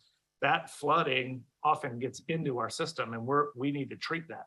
So once storm water gets into a wastewater system, it's wastewater. And so it goes through the plant and we have to treat that. So some of that capacity is being used up with that as well. A couple of things. First, I used to do watershed modeling in a previous life, and I know we used to use 80 gallons per person per day. And just to trumpet what GRU's done Yeah. and groups like CWC is, what, I don't know if you guys happen to know the number offhand, but I was surprised. 59. 59 gallons per person per day. I mean, that's tremendous conservation and much appreciated. And also, I was at a climate change talk the other day, talking about sea level rise. They're currently predicting 2 feet of sea level rise by 2030. I think we'll be flooded, not with water, but with people. Right. I think this 1% growth, I think we're likely to see in some Could go up. extra capacity. Also to Fletcher's question about visiting the plant, those of us who have been there, it's old. They've done a tremendous job keeping it going, but I've had vehicles that look like that. It's time to shoot them. I mean, it's time for a new vehicle. So I don't know, the keeping it going is. Yeah, Mr. Chair, I was gonna add on Member Crow's comment in terms of drivers for the project. So you initially, if you go back 5, 6, 7, 8 years, it was the aging of the system. A headworks that is 30 years old, you go up on the headworks and you can see, I mean, it's an aggressive atmosphere at a wastewater treatment plant. And so originally it was, hey, we have these aging infrastructure, we have to replace it. As the project developed and growth patterns changed, it became, we need capacity as well. And so the good thing about that is it's good that we're able to replace the aging infrastructure and add capacity jointly. You are truly killing 2 birds with 1 stone. And so that's a real benefit. And if you look at capacity and just the cost of capacity, it's very expensive, but we're getting that and we're replacing aging infrastructure at the same time. So that's why the project kind of worked out well in terms of those 2 things coming together. Great. Anything from the public? Thank you very much. Thank y'all so much. Rachel, thanks. Appreciate it. Very good. All right, moving on. We are now moving on to the distributed generation intake. Now, before we get into this one, just a quick comment or question. So I'm in the solar industry myself. When I first joined the UAB, I asked legal, what can I vote on? What can I not vote on? What's a conflict of interest? I don't know if Ms. Bennett or any would like to, I'm sorry. I know you introduced. Sorry? Larison would like to comment. What I understood was, unless we were voting on something directly related to my company, okay, Solar Impact is going to be awarded this bid, I could still vote on that. Yes. I tend to be a purist, and if it's anywhere near the line, I would recuse myself. So this would potentially have an impact on me. This was not an issue I brought forward. This is not one of my customers. So with that, you guys might be interested here then. And Mr. Chair, I'm gonna add a few more things to this topic. So there were some folks that have outside of the UAB that had asked a lot of questions, asked commissioners questions, and then UAB members that had some questions. And so what we're trying to attempt to do tonight is to go through basically 3 main questions and kind of talk through the answers to those questions. Again, we want the interaction, we want the questions from you as we go. Tony Carroll, he is the energy delivery officer for the utility. He will be giving primary aspects, beginning of the first 2 questions, and then Lisa Bennett, City Attorney's Office, will address some of the legal questions associated with it as well. So with that, if you all are good, Tony will kick us off. And so just one more thing real quick. So that we're not voting. It's a workshop anyway. So this is informational. At some point, we may be voting on a recommendation to the commission, but not now. Okay, we're ready? Okay, good evening, Chairman and UAB members. As Tony pointed out, my name is Tony Carroll and I'm the Acting Energy Delivery Officer. And why are we here today? Well, as already been pointed out, we had some inquiries from the public about why does GRU limit the solar PV connection capacity to 2 megawatts per distribution circuit. And so that's question 1. And what we're going to answer today is these questions. And of course, question 2 is what are the results of the 3rd-party study? Well, as a result of question 1, it was agreed or asked, requested that we go out and have a third party perform a study on our distribution system to actually determine, what are the solar PV connection limits on each feeder in GRU's distribution system. And lastly, what are the legal requirements and limitations? Because there were some comments made by some members of the public that question, that we can't legally limit solar connection capacity to 2 megawatts per circuit. So we hope to answer those questions today. All right, next slide, please. Okay, to start with in energy delivery, we have an energy delivery service guide. And within that guide, we have an entire section, section 8, that's dedicated to solar PV generation connection. And in that section 8, it states that the maximum amount of PV generation that can be interconnected on any of GRU's feeders shall not exceed 2 megawatts.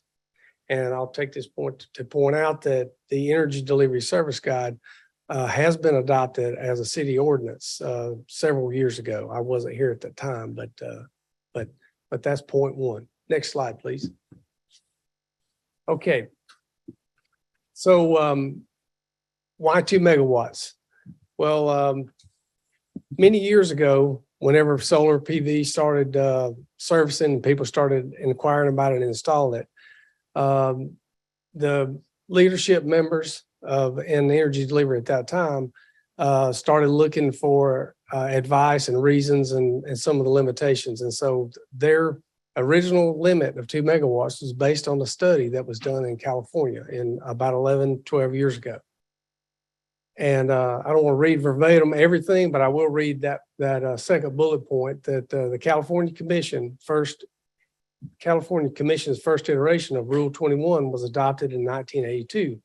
As initially adopted, Rule 21 was designed to meet the needs of small, non-utility owned generating facilities, namely qualifying facilities, which included renewable, non-renewable, and cogeneration plants as defined by the Public Utility Regulatory Policies Act. Okay, so we first, approximately 1 year ago, we were questioned by one of our customers, Target, who wanted to add 900 kW of solar PV on their rooftop and connect it to the distribution circuit that they're served from, which was Serenola feeder 936.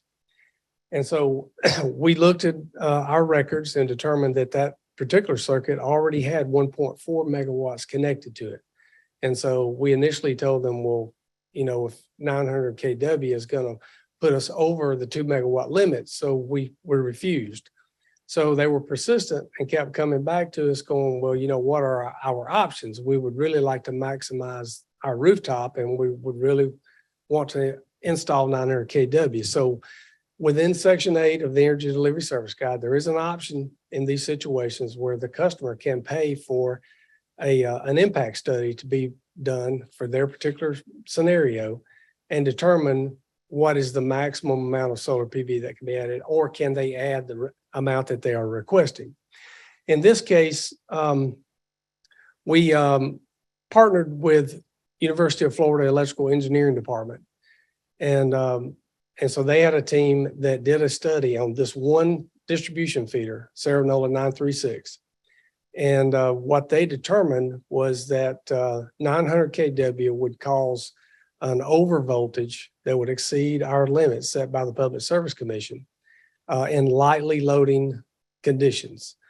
And so what they determined was 700 kW could be connected and not cause any voltage issues on that particular circuit. So we went back to Target and we said 700 kW is the maximum amount that you can connect. And so we moved on from there. They accepted that. Okay, well, once the other questions started to arise from the other citizens and brought to the city commission and the mayor's attention, then that's when we decided, or I should say, got the direction to, why don't you guys get a third party study done? And so we did. Next slide, please. Okay, so in this study, the next few slides, what we're going to answer is we're going to talk about the total solar PV generation that is connected to GRU's distribution system at this time. And we're also going to talk about the how solar PV can impact or affect a distribution circuit. And we're going to talk about the challenges associated with connecting solar PV to distribution circuits. We'll also talk about the third party's modeling and analysis criteria and the results of their study. Next slide, please. Okay, here we are looking at the total solar PV that is connected to GRU's distribution system. And on the far right-hand side, the total at the time the study was done was 31.208 megawatts. That's how much is connected to our distribution system. And so if you look at the rest of the slide on the left-hand side, we show the number of customers that are connected, that have solar PV connected to our system. And that first point is 262 customers are connected to our system via the solar feed-in tariff, and 860 additional customers are connected, and they're using the net metering or net energy metering contract. That middle portion of this slide shows the number of customers that are connected per phase, A, B, and C.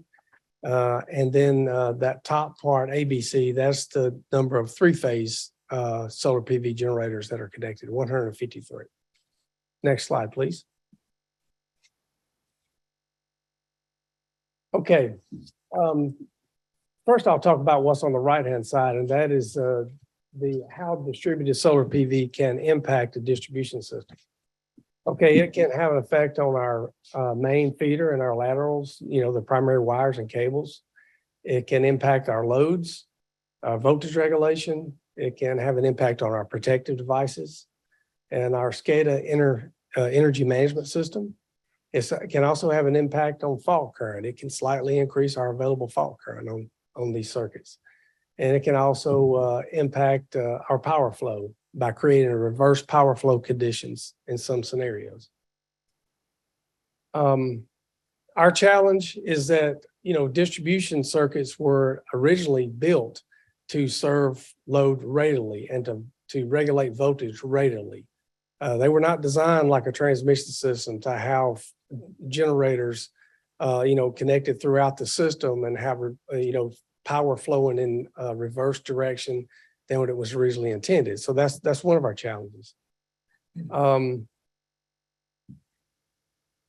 The study was done. We have a total of 70 distribution circuits, but they only performed a study on 64 of the circuits. And the reason is because the other 6 circuits either serve only one customer, such as a critical load like a hospital, or they may be a backup circuit for one of those critical loads, and they don't have any load connected to it at all. So it really wouldn't tell us anything if we included them in the study. So that's why we studied 64 out of the 70 circuits. Next slide, please. Okay. Now, as far as developing the model, we worked with a third-party vendor and gave them, the modeling the information that we use on our circuits, such as the loading criteria for each distribution circuit. What is the maximum capacity of each circuit based on the size of the conductors?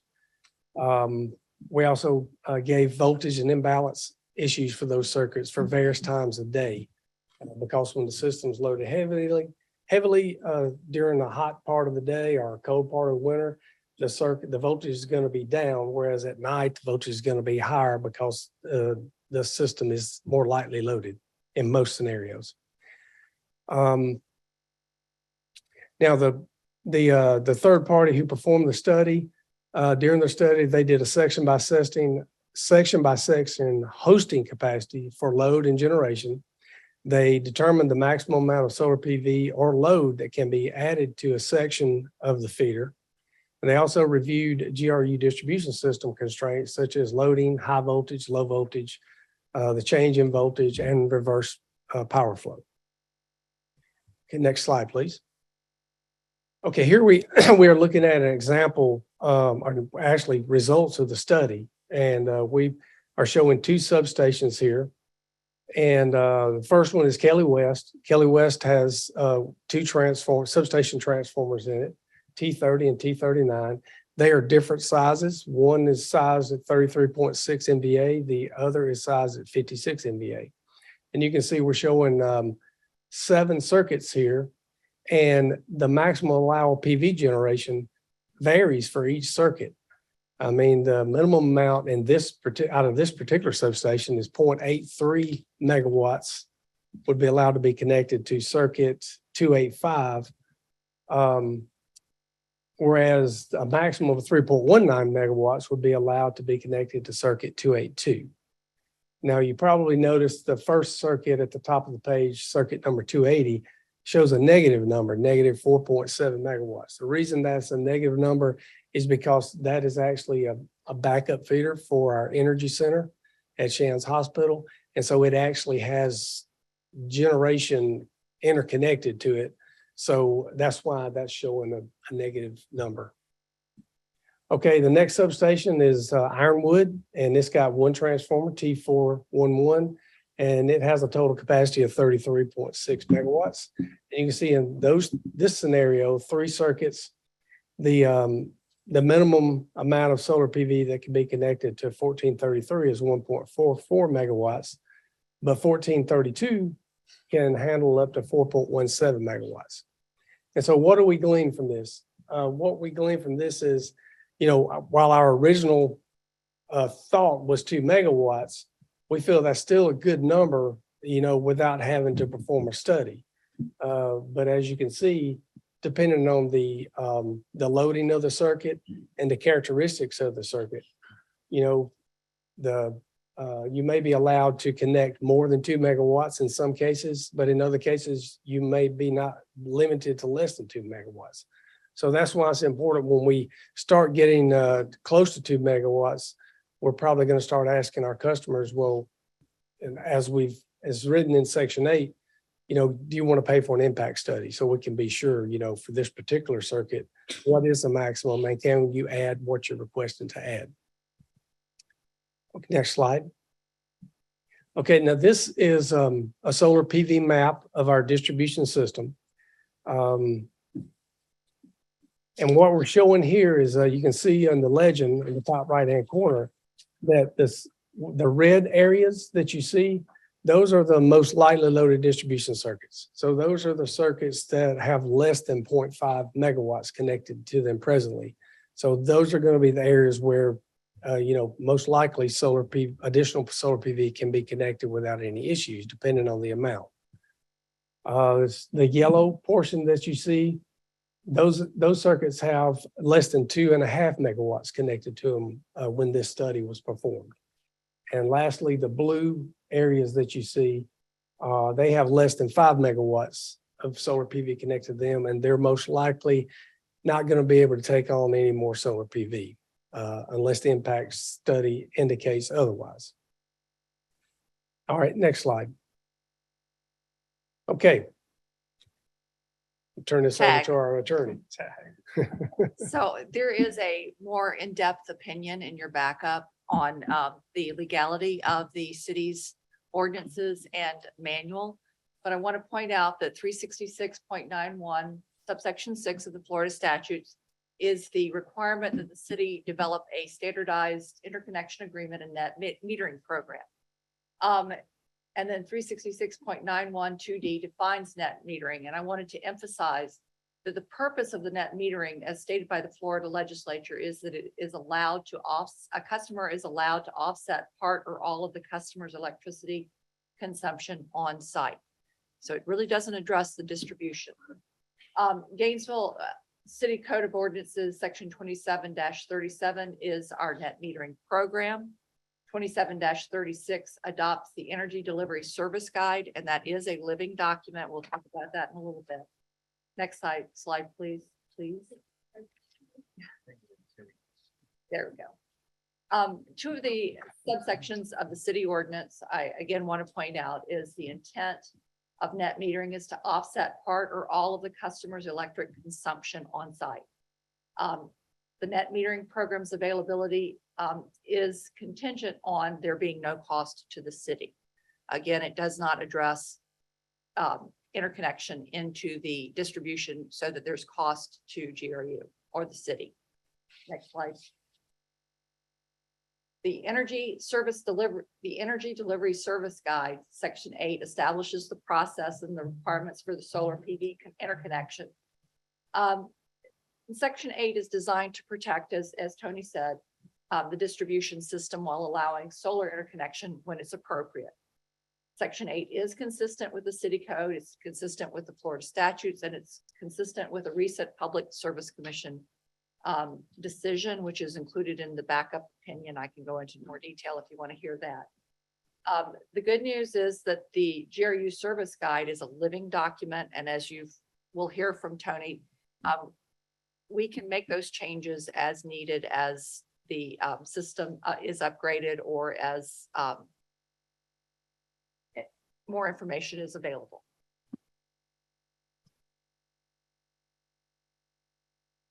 Tag. Okay, now on this slide, what we're looking at is our benchmarking against other utilities in Florida.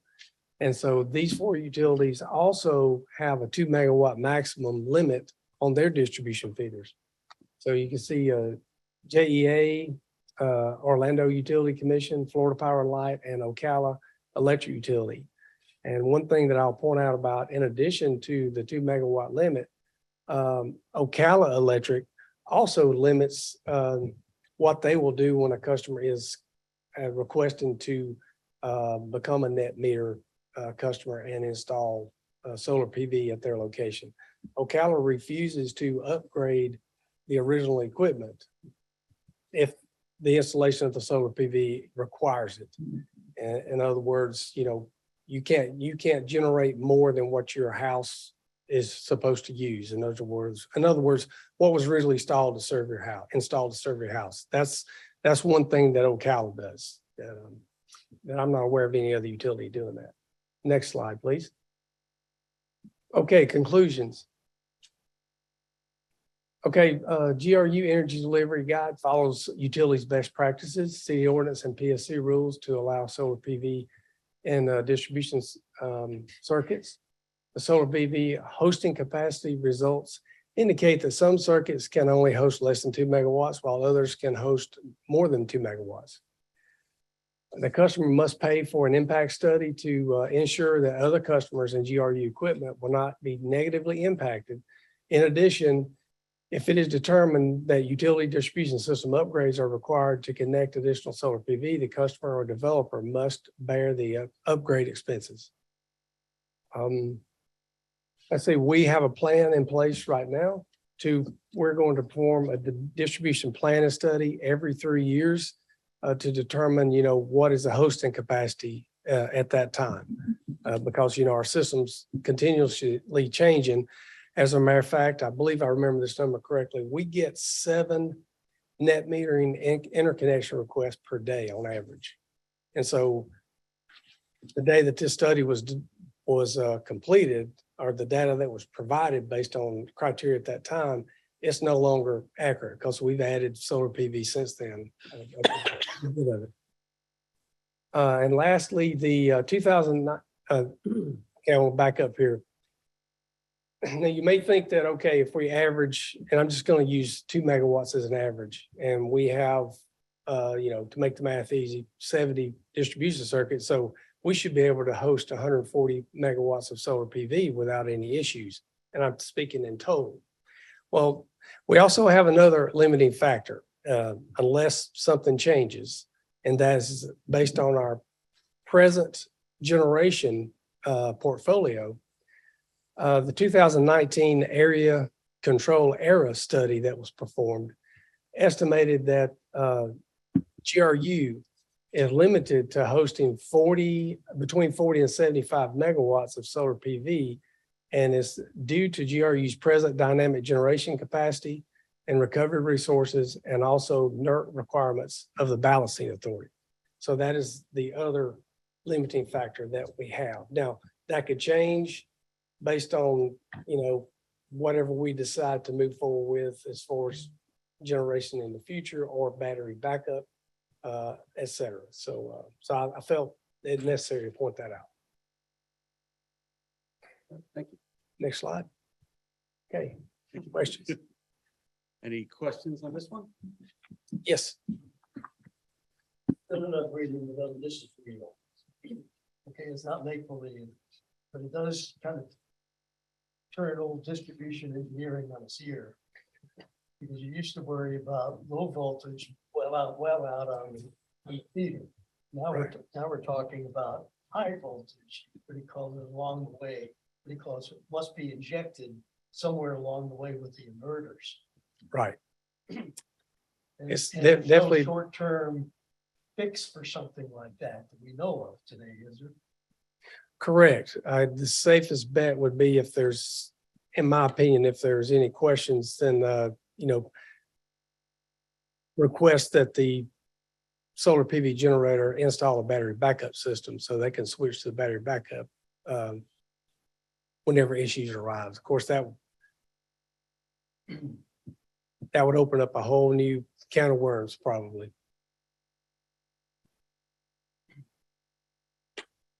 I also read one article that they were doing some work out in Arizona, where the inverter, what do you call it, and the meters were talking to each other, what do you call it, and the inverters were taking a slightly different approach and inserting some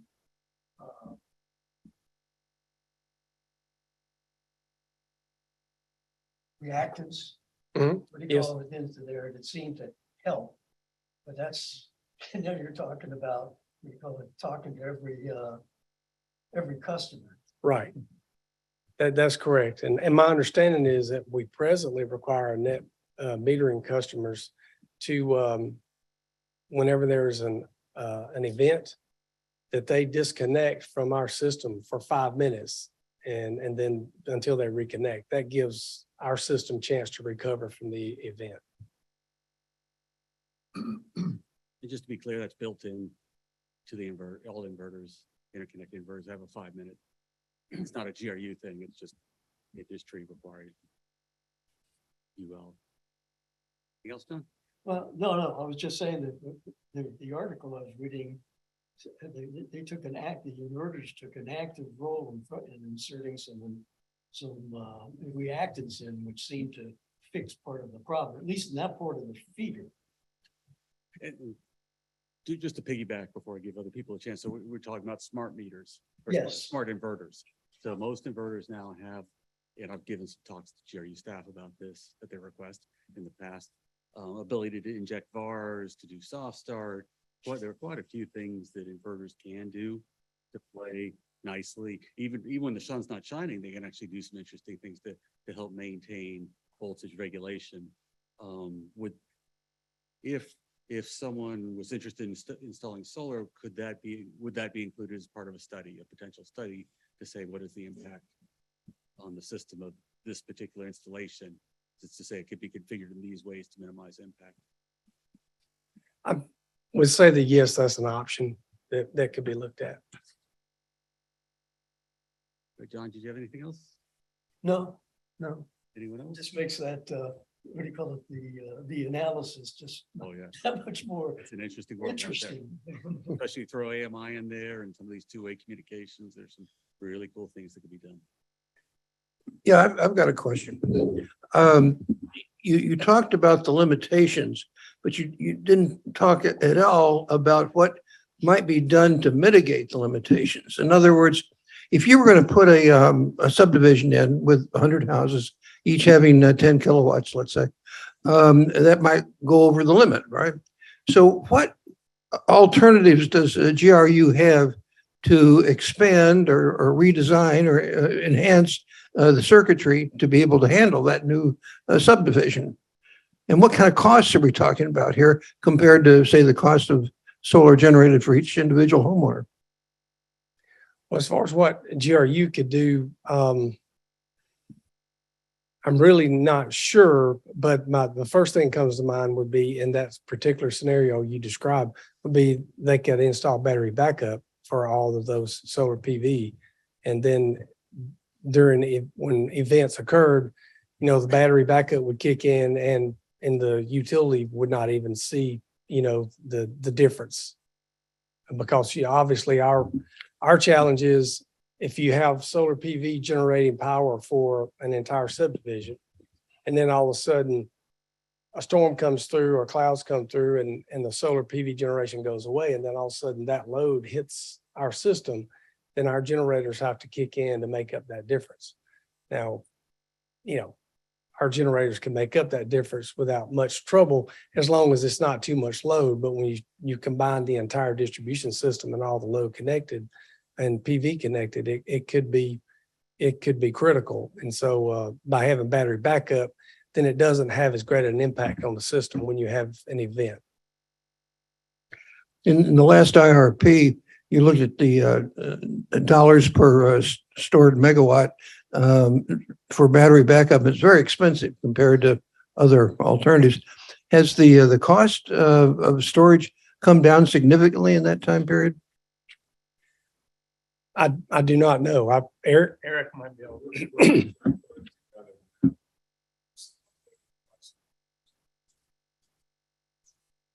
So we do expect to see some price decreases as technology evolves. I can't give you a percentage based on it.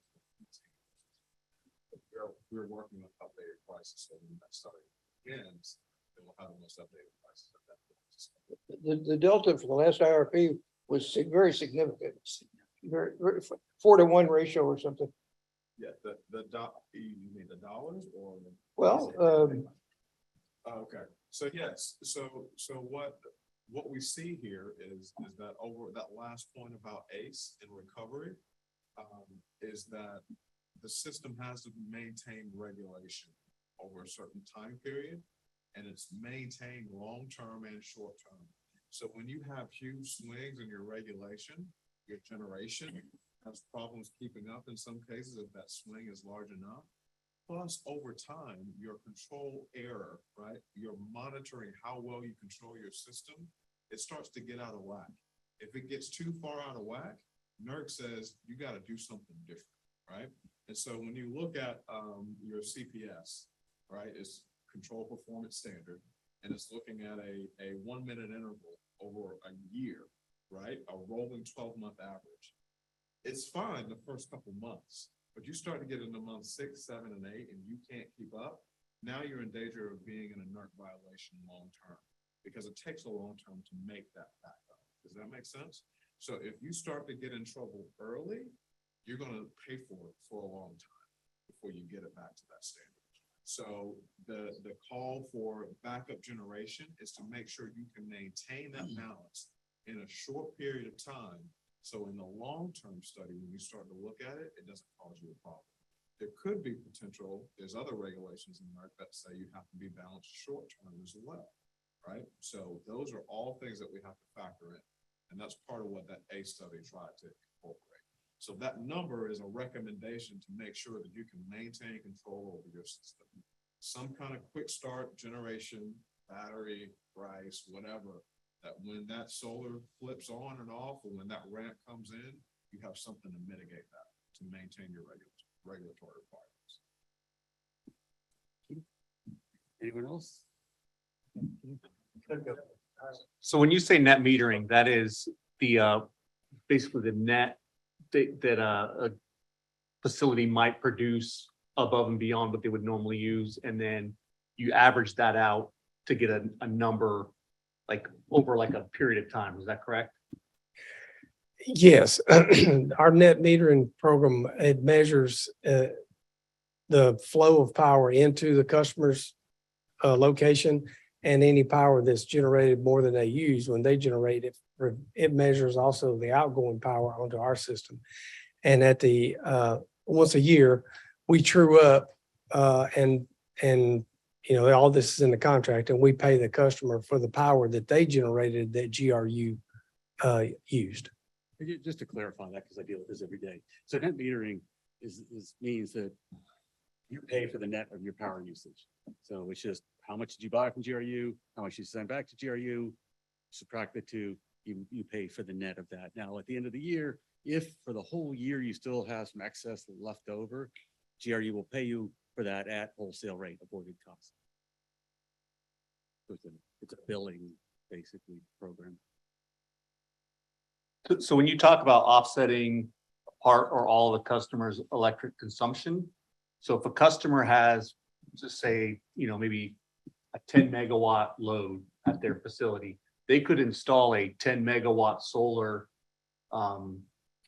facility and not meet that too, right? If they were just providing for their own, as long as they didn't export out onto the GRU system, is that correct?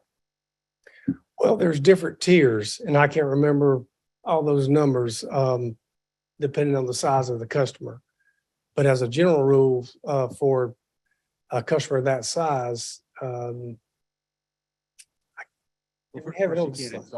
Well, okay, so we just took a neighborhood, right? So everybody's got on top of their house, right? And so that aggregate winds up being maybe 10 megawatts of load. But if the each individual house is limited, so they can't export onto the GRU system, does that feed into that limit? So if they're not actually exporting onto there, is that a zero, or are you still looking at the solar that's on top of their roof? Well, I do know that for individual, like residential customers, the PSC has a limitation of 2 megawatts per customer. And so, whereas GRU's limit is 2 megawatts per distribution feeder. Okay, so maybe I'm not asking my question correctly. If the inverter is programmed so that I don't push onto the GRU system, and I have 1,000 homes, and then they produce 1 kilowatt X for whatever reason, right? And that excess doesn't go onto the GRU system. Is that counted into your net metering in terms of what you're allowed to put on a circuit? Well, the meter is going to measure the power flow, no matter which direction it's going. And if it's putting it back on our system, it's going to take away from, So let me try. So I don't know the answer, but I think I know the question. Okay. you're asking. Yes. So I think what he's asking is it about how much they're adding to the system, or is it just the capacity of the solar at that site? So if someone puts in a 2 megawatt solar on top of target, but they're planning on using all 2 megawatts that they generate, do they trip that threshold, or is it only about what they're pushing out to the system? it's both. And the reason is because if I'm a customer and I'm generating 2 megawatts, and of course, that won't be the only customer. There'll be multiple customers with a similar scenario. Then the risk in that situation, even if you aren't pushing back out onto GRU system, is that in the cases where a storm comes through and cloud coverage shuts down the solar PV generation, then all of a sudden that's a change in voltage depending on how many are connected. And so then our customers get impacted. And so for certain scenarios, especially lightly loading conditions on a distribution circuit, it can cause voltage issues for us. So, Mr. Chair, I think the answer is it's about not what is going out to the system. It's just about what demand solar system they're putting in there on because it can be both whether they're pushing out or a demand they need from the system as well. Is that accurate? Accurate, yes. So going back to Target, if they wanted to build a 900 kilowatt system and limited them to 700, they could put a 200 megawatt battery, and that would offset it. So they could still have a 900 megawatt system as long as they had a battery that would make up that difference. Logically, that sounds correct, but we would have to do an impact study to verify that. Jason, you had a. Yeah, I have just a couple of, I'm relatively new to this particular conversations. I have a couple of questions to make sure I'm understanding clearly. You mentioned when you were talking about the Target example of, going back and looking at the records. And so one question I have is, might there be a significant difference between sort of nominal solar installation on a given feeder? So what your records show is installed versus what is actually being produced Or are those two things very closely aligned? Does that make sense? Do you know what I'm saying? I think I'm following you and, I think I may rely on my reliability engineer to answer that question based on our load flow studies. He does our load flow studies for us, so he might be able to speak more. Do you need me to clarify that? Does that make sense? Right. So you know which customers are connected to circuit and like, for example, if you look at the last slide, look at this, power the solar panels. So you know that's the size, like it's I think 500 kW. And there's more customers, another 500, and there's some residential on the north side. If you something up, then you find the total of connected kW. And you compare that with your peak time, and then you can say that this the percentage of the TV connected based on the control, and also you can base that on 2 megawatts. So you're looking at nominal system size, like, Size of the TV system. The power flow can change anytime, like depending on the efficiency of the TV system, like it's like 2 megawatt in total, for example, but actually you can get the actual power flow is maybe less than it was more than. The equipment installed, the quality, the efficiency, all that. okay. So It will never be more than that, I can guarantee. it's not more than, but yeah. Okay. Full efficiency, maximum 2 megawatts. Thank you. I appreciate that. And I'm wondering, what is the difference between, like, say that the study results that you're showing us here today and the kind of study that you might ask a customer like Target to do? Like what additional information would they be providing that hasn't already been provided by the sort of study that you showed us today? Well, it would depend on the situation or the scenario, but what I would envision is that the impact study that the customer would pay for would be focused on that particular circuit only and the amount of PV that they're adding. Because the total distribution system study that was recently done by a third party, they were focused, and are they on the Zoom call? Could probably let him answer that firsthand. We do have a representative from the company that performed the independent study. So, Colin, are you on the call?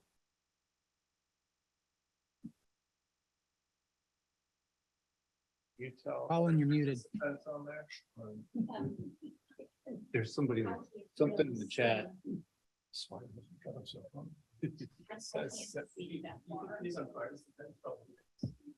Yes, this is Winston Baptiste. I was part of the study. I work with Burns McDonnell, part of 1898 and co part of Burns McDonnell. If something like Target were to request this type of study, we would need to know the amount of generation that they're looking to produce, as well as how much they would be consuming as well. That's the reason that it would have to be particular, because this study in particular was done by information that was given by GRU. The only way we can do this type of study would be to know what type of load would be added onto the circuit that we're studying. So, of course, if, yeah. Okay, thank you. I appreciate that. A couple more quick things. This is interesting.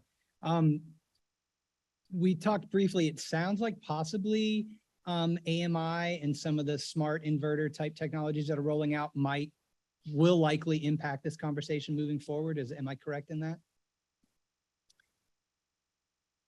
I guess it's possible, but we'd have to do a study to make sure. Okay. So then just two quick observations based on what I understand here, the conversation so far. One, I'm not getting, given the data that you showed us today, why a blanket policy across the entire system makes sense, because the variance in the different feeders that you showed us seems to me that there are some places where we would not want 2 megawatts, and there are some places where we could do significant differences, basically. So I don't quite understand the justification for a system-wide approach versus like a feeder by feeder approach based on what the data is that you showed us today? Okay, well, the reason why we did the study was because it was requested. Right. And I guess the main reason for not, the system is very dynamic. So people are adding load and adding PV, every day. And so what was true when this study was done is not true today. And so by limiting it to 2 megawatts as a general rule to start with, that kind of gives us a good base.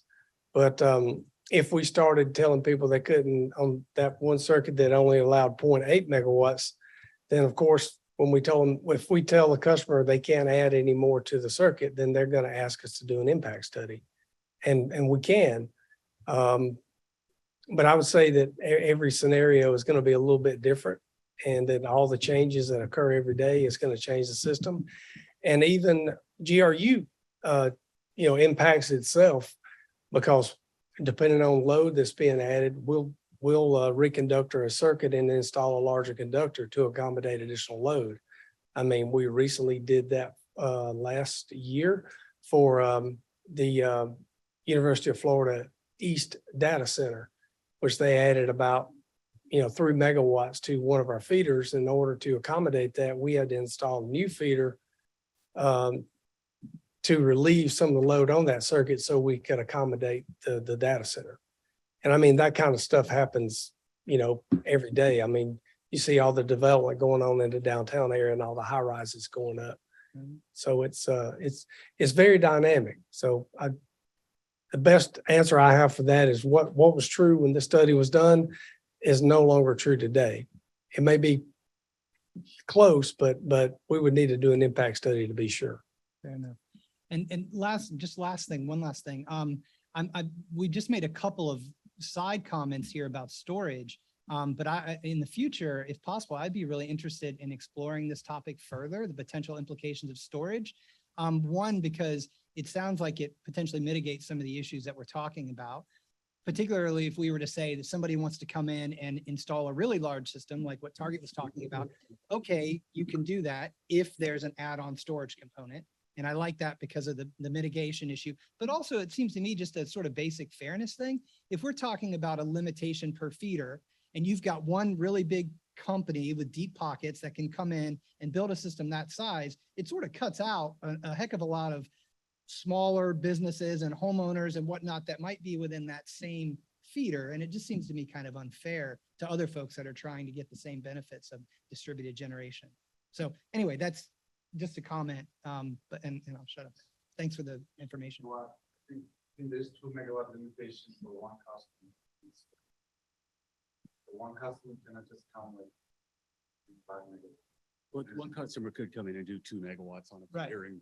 So the maximum of 2 megawatt, one for one customer. We're talking about a feeder limit overall. Okay. So that definitely can happen. So Okay. I have some questions, as you guys could imagine. It's not a huge list. We'll be out of here before 9. Just to give you guys an idea of my work. So what happens is we submit a letter of intent to GRU saying, hey, we'd like to put solar at this location. They come back and they may, here's an email. As of 6/21/22, the circuit has capacity below the threshold to allow such a system connection at the address indicated, which is a very confusing statement. We have to teach all the new guys, is that a goodie? That was good. That's what you want to hear. So it's a little weird, but that's how it works. So they'll say no, they'll say yes. So I have a number of clarifying questions. First, what I heard you say, and correct me if I'm wrong, the general limit is 2 megs per feeder. However, someone can come in and say, you guys have said the other opposite of this statement. No, we can come back and say, well, we'd like to do an impact or have an impact study done. You guys can come back and say, the answer is still no, or we've done an impact study. And yeah, you can do this. Is that correct? Correct, yes. It's not a hard fast limit. It's a hard fast limit before an impact study is done. Yes. And I have in working other utilities, this happens. They'll come back and say yes, they'll say no, they'll say you need to install more capacitors in our substation because we need more VARs here. So there can be a number of different answers there. The answer to the question about on-site, one of the things, points out, we talked about AMI. We're kind of late to the table in AMI, which the good news is we've seen a lot of other people do it. We're kind of late to the table in having large PV capacity. So we can learn from others. So I think we will see that in other areas, people have experienced much larger loads or capacity than we have. So we can hopefully learn from that. So on, maybe this for Winston. So they did some modeling, and I've been modeling for years, not fashion modeling, obviously. No one had to laugh. But was that compared against the actual data? I mean, we do have data to say we have this much solar on this feeder. Here was the impact on GRU's ability to maintain voltage. Did the study do that, or was this just a theoretical study? No, it was based on actual data, which was provided by GRU. As a matter of fact, it was provided by this gentleman sitting over here, Osman Bander. So, did it look at the actual impacts on voltage regulation that you guys have seen on substantial amounts of study? So from the program they call it Synergy Electric Simulation Program. And my experience is good at it, but I had some instances that we had some customer calling in my Chick-fil-A and Buffalo, our prior to shut down because of the low voltage. And simulation program calculated like a very close result. So the third company, they use the same simulation program, and the results are pretty accurate. And the data we provided coming from JS, and we provided, and they also double checked if the system makes sense, or if there's any any section that doesn't make sense, it's not precise, different than the next section and stuff like that. So they double check the information also. So the information they have, in my opinion, is pretty accurate, and the results, because of that information, the model is accurate, the results are pretty close, but it isn't the real life. Okay, and it does. I appreciate it. I appreciate hearing that. That's good to hear. Because I know when having been around solar for a long time, I was there when the 2 meg came in, and the discussion was, we feel like 2 meg is a safe number. We'll learn more over time. We'll review this to see, hey, can we put more? Is it too low, too high? I mean, I have to say, for people to understand that most utilities don't love what I do, coming in and selling net metered solar, because it's the same infrastructure. They're now selling less power. Especially in Florida, it's monopoly. This is not a criticism. We are a highly regulated state. And so having someone come in with an alternative is not ideal. I'd say for the most part, GRU has been easy to work with. It hasn't been adversarial. We haven't felt like, and some utilities are not that way. So I do appreciate what you guys are doing and do recognize the plus and minus. When we talk about batteries, though, I get very excited because I think there are some real opportunities for win-win scenarios for demand side management, especially incorporating them with some smart inverters to help maintain and regulate the utility. And I would welcome the opportunity to work with the utility to come up with these kind of win-win solutions moving forward. I think that's about all I have. I mean, I think you guys answered the questions. I mean, to have the flexibility to do a study to say really what's possible, I think makes a lot of sense and what we should be doing. Anyone else from the board have any questions? From the public. I don't have any questions. I learned a lot. Thank Jason asked some good questions. I like the discussion about batteries and the possibility of their impact on these decisions. And so what I heard, and I just want to be clear, I think you guys were pretty clear because I get this question a lot. So if I put in solar and I don't send anything back to the grid, you'll still tell me, no, that's too much. I mean, that by having solar, even though it has nothing's moving through the meter, is still an impact to the grid. Is that what I'm hearing? If I'm hearing you correctly, if a customer, as long as they don't connect to our distribution system and they install their own solar and they have a separate feed and there's no connection to us, then they can install as much solar as they want. Right. I was talking about if they have it set up where nothing goes back to the grid, it's just helping to offset what's in the house. So the house is still, or the facility is still connected to the grid, because you can program them to say, don't send anything back to the grid. Right. Well, we still have the issue of, again, one customer is not going to be a deal breaker. But when you combine that with all the customers, then we still have to be concerned about when all that solar goes away during a storm or cloud coverage, then we've got to have the ability to make up that generation instantaneously. Understood. Now, And- if someone wanted to, like, maybe it was Sedan, put in batteries, then there would have to be some kind of study to say, how are you programming the batteries, I'd assume, and to see what Yes, the impact would be. Like. but installing batteries would allow them to go over the limit. And to Jason's point about the homeowners, because, if, let's say you're on a feeder with a 2 meg limit, you come in and one person comes and installs 2 meg, everybody else is sold, sorry, with the limit. Have you guys thought about maybe we'll get it to 90% for the big ones and hold back a few for those little 5K systems? We really have not. It's been a first come, first serve, because like I said, we have one, actually probably a total of 3 employees that spend at least 50% of their time working on these interconnection requests. And so it's time consuming from that standpoint. And so we'd be talking about having to add more bodies to monitor and track it that closely. And when I say that, I fully appreciate. Yeah. It's a whole lot easier just to have one system and be done. And have to deal with a bunch of options. So, anything else on this topic? Battery's a lot better than a bunch of rice in your backyard. Right in your back?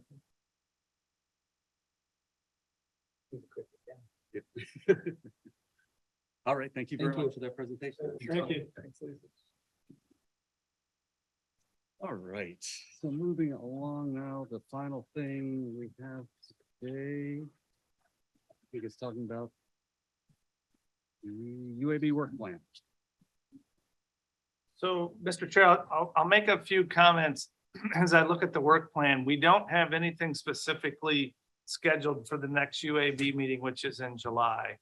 One of the topics that I'm not positive we could be prepared for, but I think we can, is natural gas rebates. But there was discussion at the last UAB meeting of making that a broader discussion about other rebates. And so we would not be prepared to do that. We could, like I said, we could be prepared from staff perspective to do a discussion on the natural gas rebates. I just need to confirm that and make sure we have staff to do that. The other option, which could be a useful time for you as the Utility Advisory Board, is really, I think there needs to be a discussion with you as a board of truly what are your priorities, what kind of things do you want to work on, what are the issues that you want to address. And so you could use the July meeting as a time to really establish for you all to work out as a board what those priorities were and be more specific about scope and what you're looking to achieve with the items. So that's just a recommendation, but this is really up to you all on where you want to go in the next step. Thank you. And I have to say, I appreciate your thoughts on that, and I appreciate that recommendation. I think as we're starting to see as a board, we need to have some time in these workshops to and we used to do more of this, just to have free time to talk. And I think this question, what are we trying to accomplish this year? How do we have our policy document that's been kind of sitting stagnant? We want to revise that. We've needed to have a session like that for a long time. Yes, so I think that would be good. Again, we are an advisory board. We have no real power. We have no power over GRU. They do things at times at our request, but our total job is to advise. We're limited to 2 megawatts per person. Mr. Chair, if I could, personally, I would like to see us break off this natural gas rebate conversation separately and get moving on that, because maybe I'm naive, but I felt like we were moving towards some sort of a recommendation that everybody maybe could live with. And then we had all this turnover that happened, turned over membership of this board, turnover of our GM, like everything. So now it's almost like we're starting from scratch. And so before that happens again, I would like to see us get the conversation going and like get folks up to speed and really kind of move this forward personally.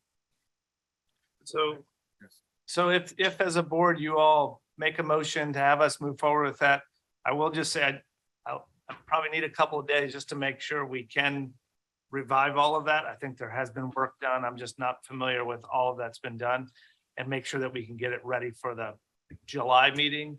If not, we could commit to doing it in the August meeting, but I could take a shot at seeing if we can get it for the July meeting. But by it, you're talking about rebates for natural gas? Is that the will of the board? I would love to see us either do it or don't do it or do Exactly. something. Yep. Our ability to do nothing has been tremendous. Don't think so. The July meeting is on, right? Yes, it had to be rescheduled from Thursday, the 14th. It'll be on July 19th, Tuesday the 19th. That's the date you sent out. Yes, sir. That's gonna be your regular meeting, and then you'll still have your July workshop. And what we'd like to use that time for is to have the legal department give you the orientation on the sunshine law and ethics and that sort of thing. Anything else? Go ahead. Yeah, Mr. Chair, one other thing that I don't think needs to be very lengthy, but I do think would be valuable. GRU just spent a nice little chunk of money sending myself and Cubby to the APPA conference. And I haven't had a chance to talk with him yet, but I found it to be really exciting.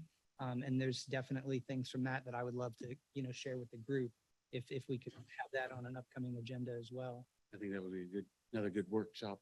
He asked that too. He couldn't be here tonight, but he did ask me if there would be an opportunity for him to share with Mr. Covey. How do you guys feel about doing that also at the July meeting?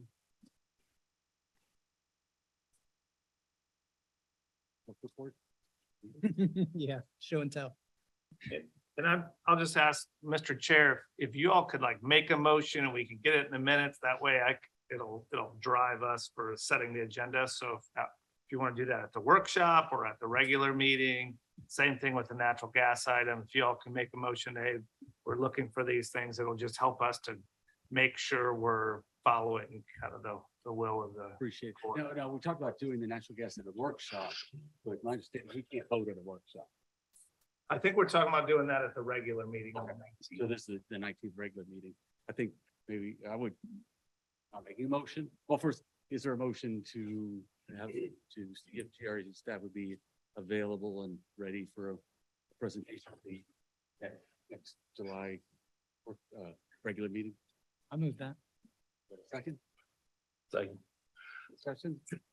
I don't think we need to devote a whole evening to the rebate question. We could have plans for UAB in addition to natural gas questions. Oh, yeah. I'd accept that as a friendly amendment. Don't spend the whole evening on it. Yeah. Any discussion? All those in favor? Aye. Opposed? Also, so the next one was having the members who attended APPA to present at the next workshop. Is there a motion to that effect? So moved. Second? Second. Discussion? I never got to debrief after last year's. And we had a lot of good stuff in Orlando. I think COVID made it tough. All right, all those in favor? Aye. Aye. Opposed?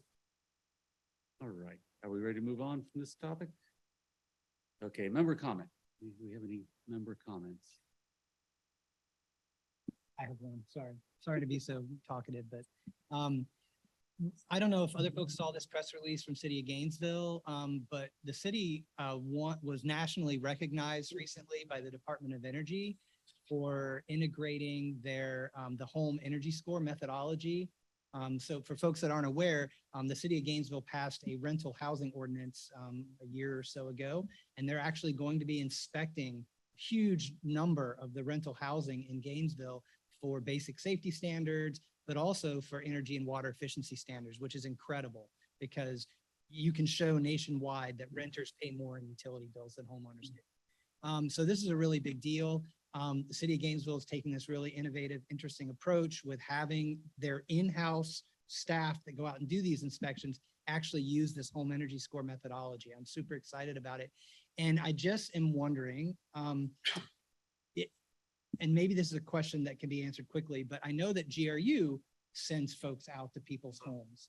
And I'm wondering basically about how many of those home visits are happening per year, a sort of very general idea of like what folks do when they're on those home visits.